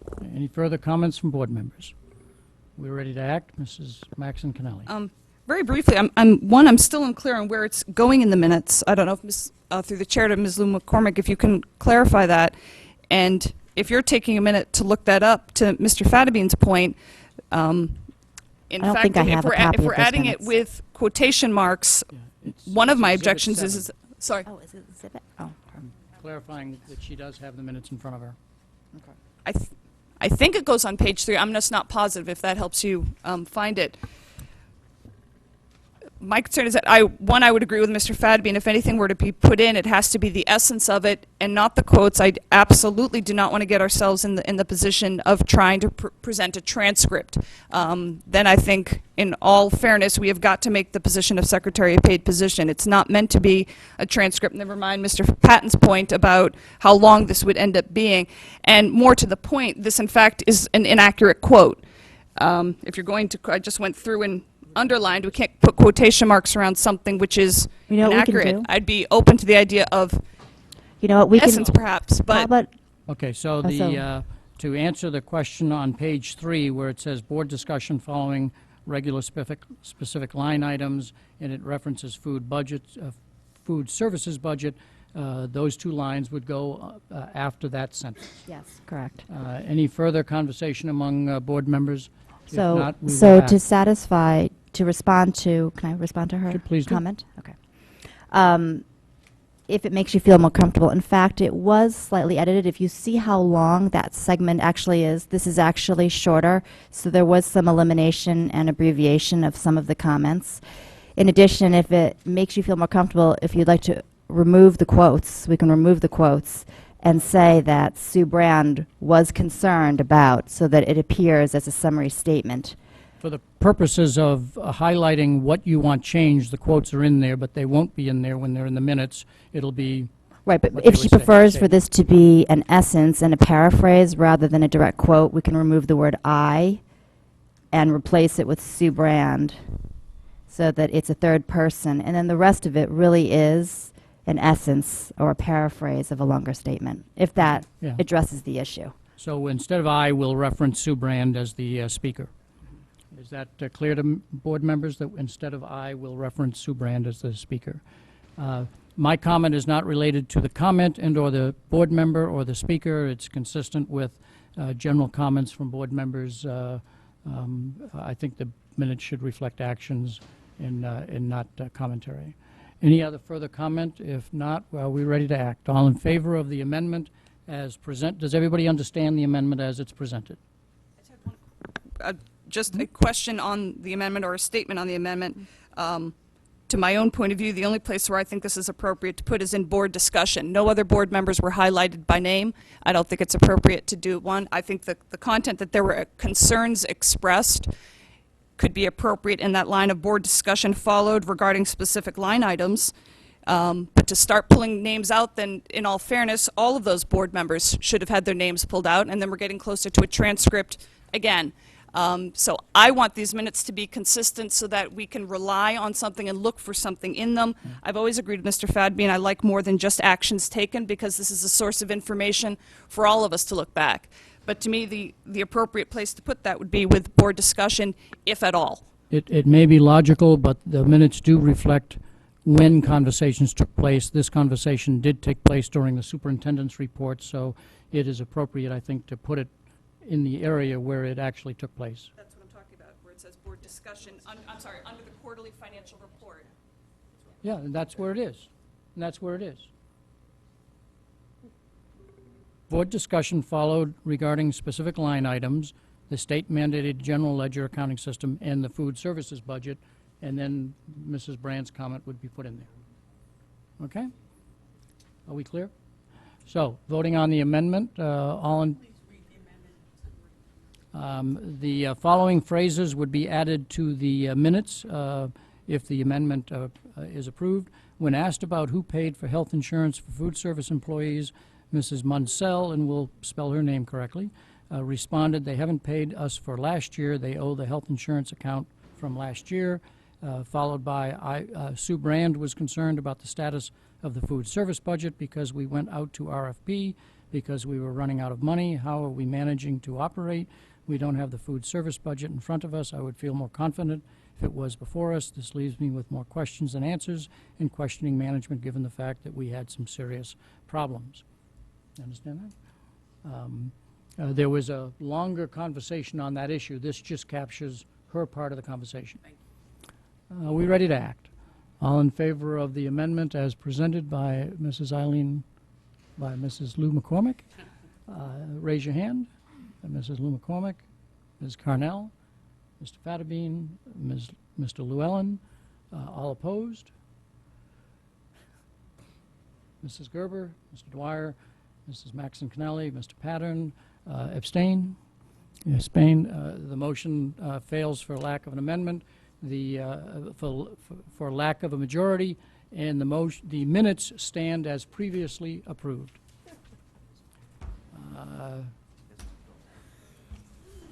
Okay, we're on to new business.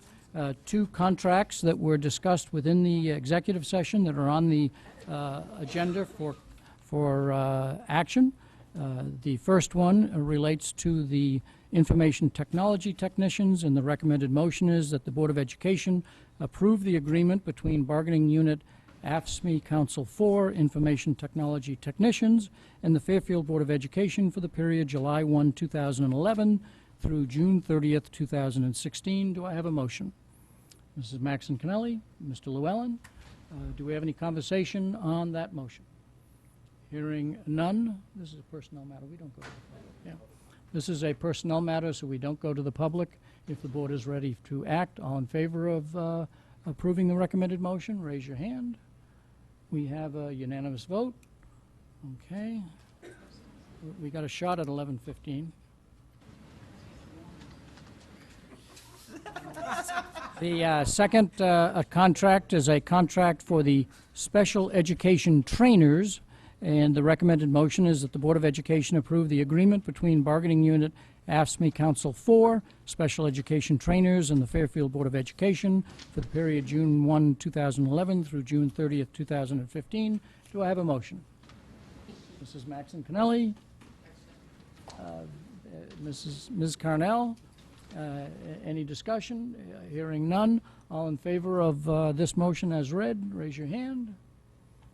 We have a unanimous approval of those contracts. Now that they have been approved, they will be actually executed. At some point, I'll come in and sign them, and once they are signed, we can make copies for board members if you so desire. So if you want a copy of the full contract, contact the central office. Mrs. Maxon Kennelly, you're I up. was hoping we would get to this. At this time, I'd like to, if Mrs. Brand could Now- please join us at the table. So, outside of members of the public, from time to time, we do appoint resource people to our board who can speak during a board meeting. And so, you're welcome to stand at the podium. You're welcome to sit at one of the desks. And Mrs. Brand was the chair of the Ad hoc Community Committee when she served as a member of this board, and so has been working with Mrs. Maxon Kennelly on this since a while. So do you want to make opening comments, or do you want Mrs. Brand to make an opening comment? Mrs. Brand, I'm very conscious of the time and how many times you came to meetings and had to sit through an awful lot, so I'd like to defer directly to you, please. Hello, everyone. As people here know, but my name is Sue Brand. I am a former board member and was the chair of the Fairfield Public Schools Mission Goals Review Advisory Committee. For a brief review, this started because I raised this as a board member back around October when we were looking at board agenda items or goals in particular. And my viewpoint at the time, we were seeing a lot of changes. Common Core, teacher evaluations, we hadn't looked at this in roughly 8 years. So it had merit. It passed unanimously. And it is actually what you're looking at, the document before you, is the basis of all the work of the district. It is also based, the requirement to do this, in Connecticut General Statutes, Chapter 170 Series, Section 10-22, parentheses B. I have it written if anyone wants it. There was also, as part of the process, a proposed commission statement which covered the purpose, the process, the time frame that it was due December, this past December, and the people that could be involved. And we had a letter that went out from the board that invited a whole varied number of constituents, people on various organizations, Fairfield Cares, universities, the Rotary, Kiwanis. It was very broad, as well as people within the district and parents. I would like to recognize, because we had a bunch of people that would come. Our meetings went from 9 to 12. We met 6 different occasions, and we really slugged through. But there were people that did come, and I did, quite frankly, want to give them their moment. And we had Amy Mezoff, RTM, Bill D'Amica. And perhaps for those who are here, to embarrass you, if you'd stand up so we know who you are and can I recognize think a you. lot of them got tired.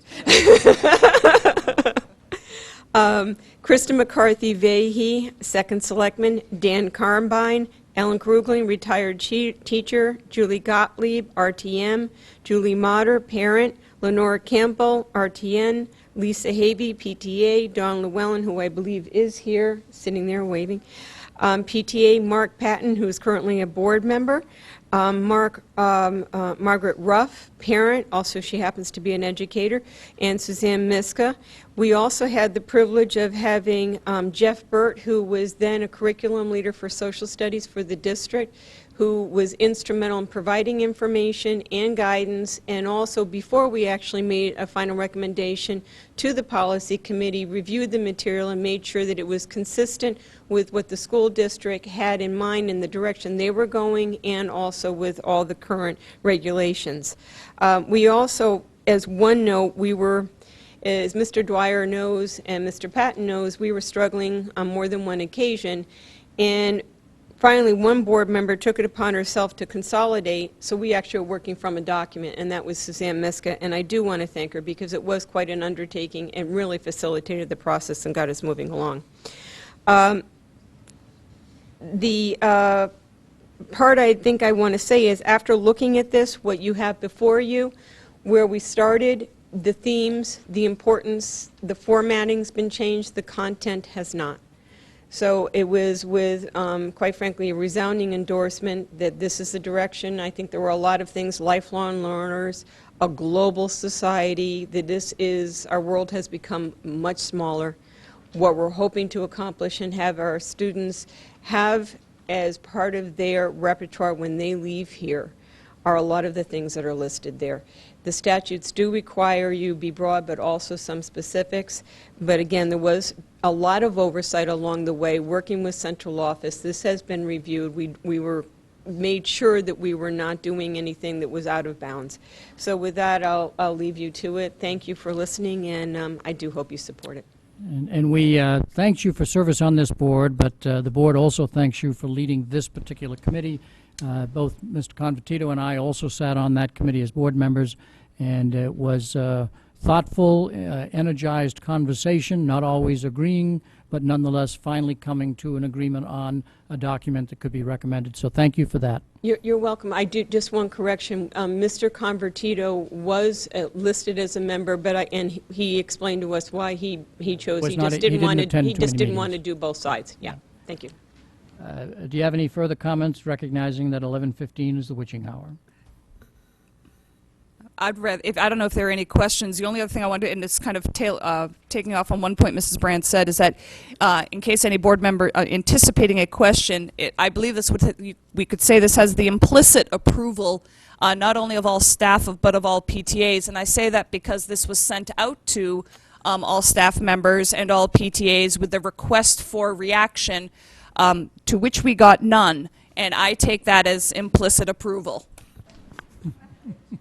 But I don't know if anyone's had a chance to look if they have questions or they'd like to hold their questions for the next meeting. This is a first reading, and so we will not be acting on this until the January 30th meeting, at which we can take questions. But if you have a couple of brief questions you want to ask right now, please do. Mrs. Lou McCormick. I have a general question. Is this replacing the current mission statement?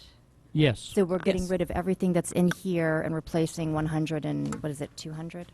So the enclosure number 9 would be replaced in its entirety with enclosure number 10.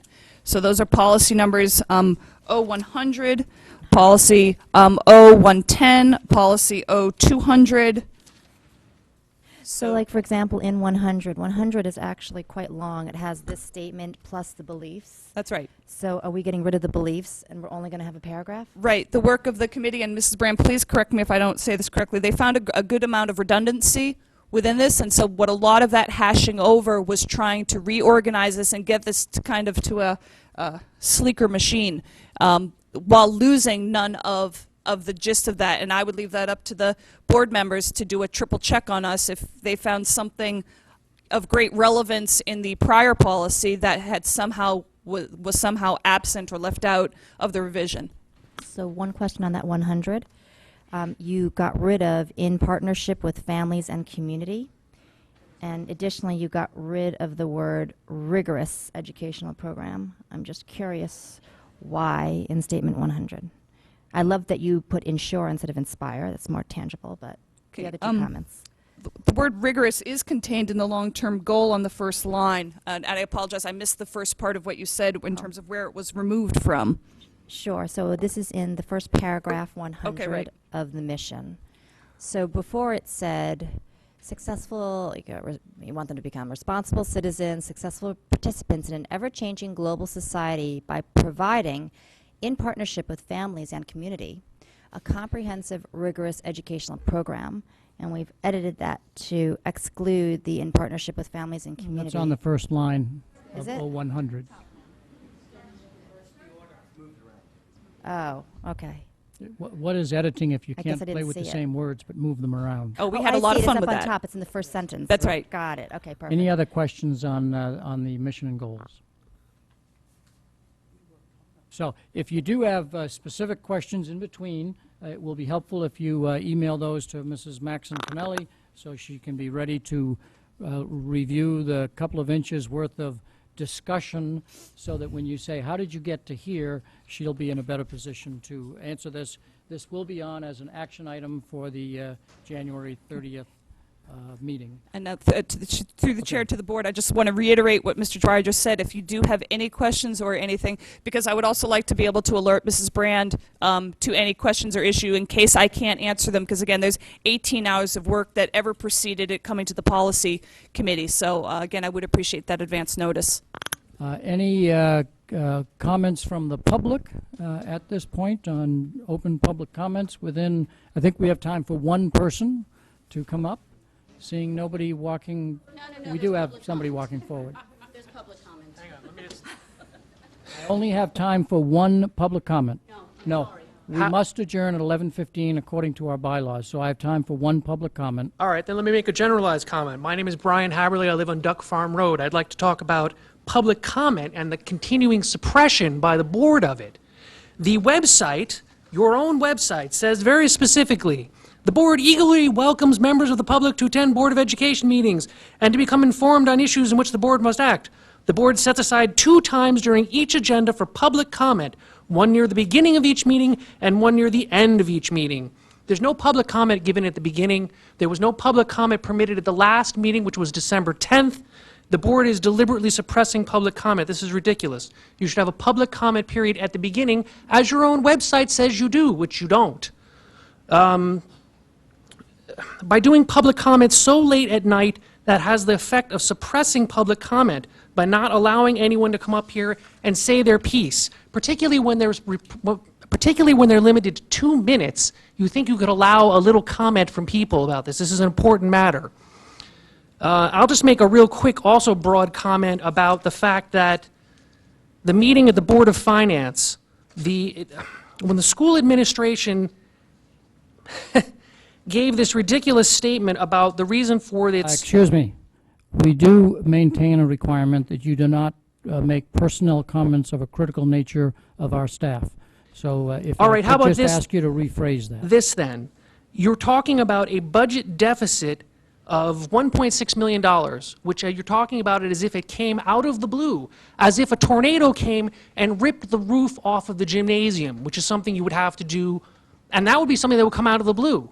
Something about 17 additional students being outplaced from the district is not something that happens overnight, and that's just not true. It doesn't happen overnight.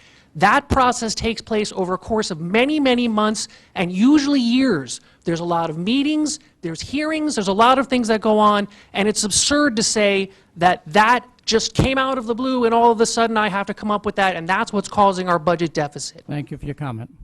It is 11:15, so we will entertain a motion for adjournment. Mrs. Maxon Connelly, do we have a second? Mrs. Gerber, all in favor say aye. Raise your hand. You are a disgrace. We are adjourned.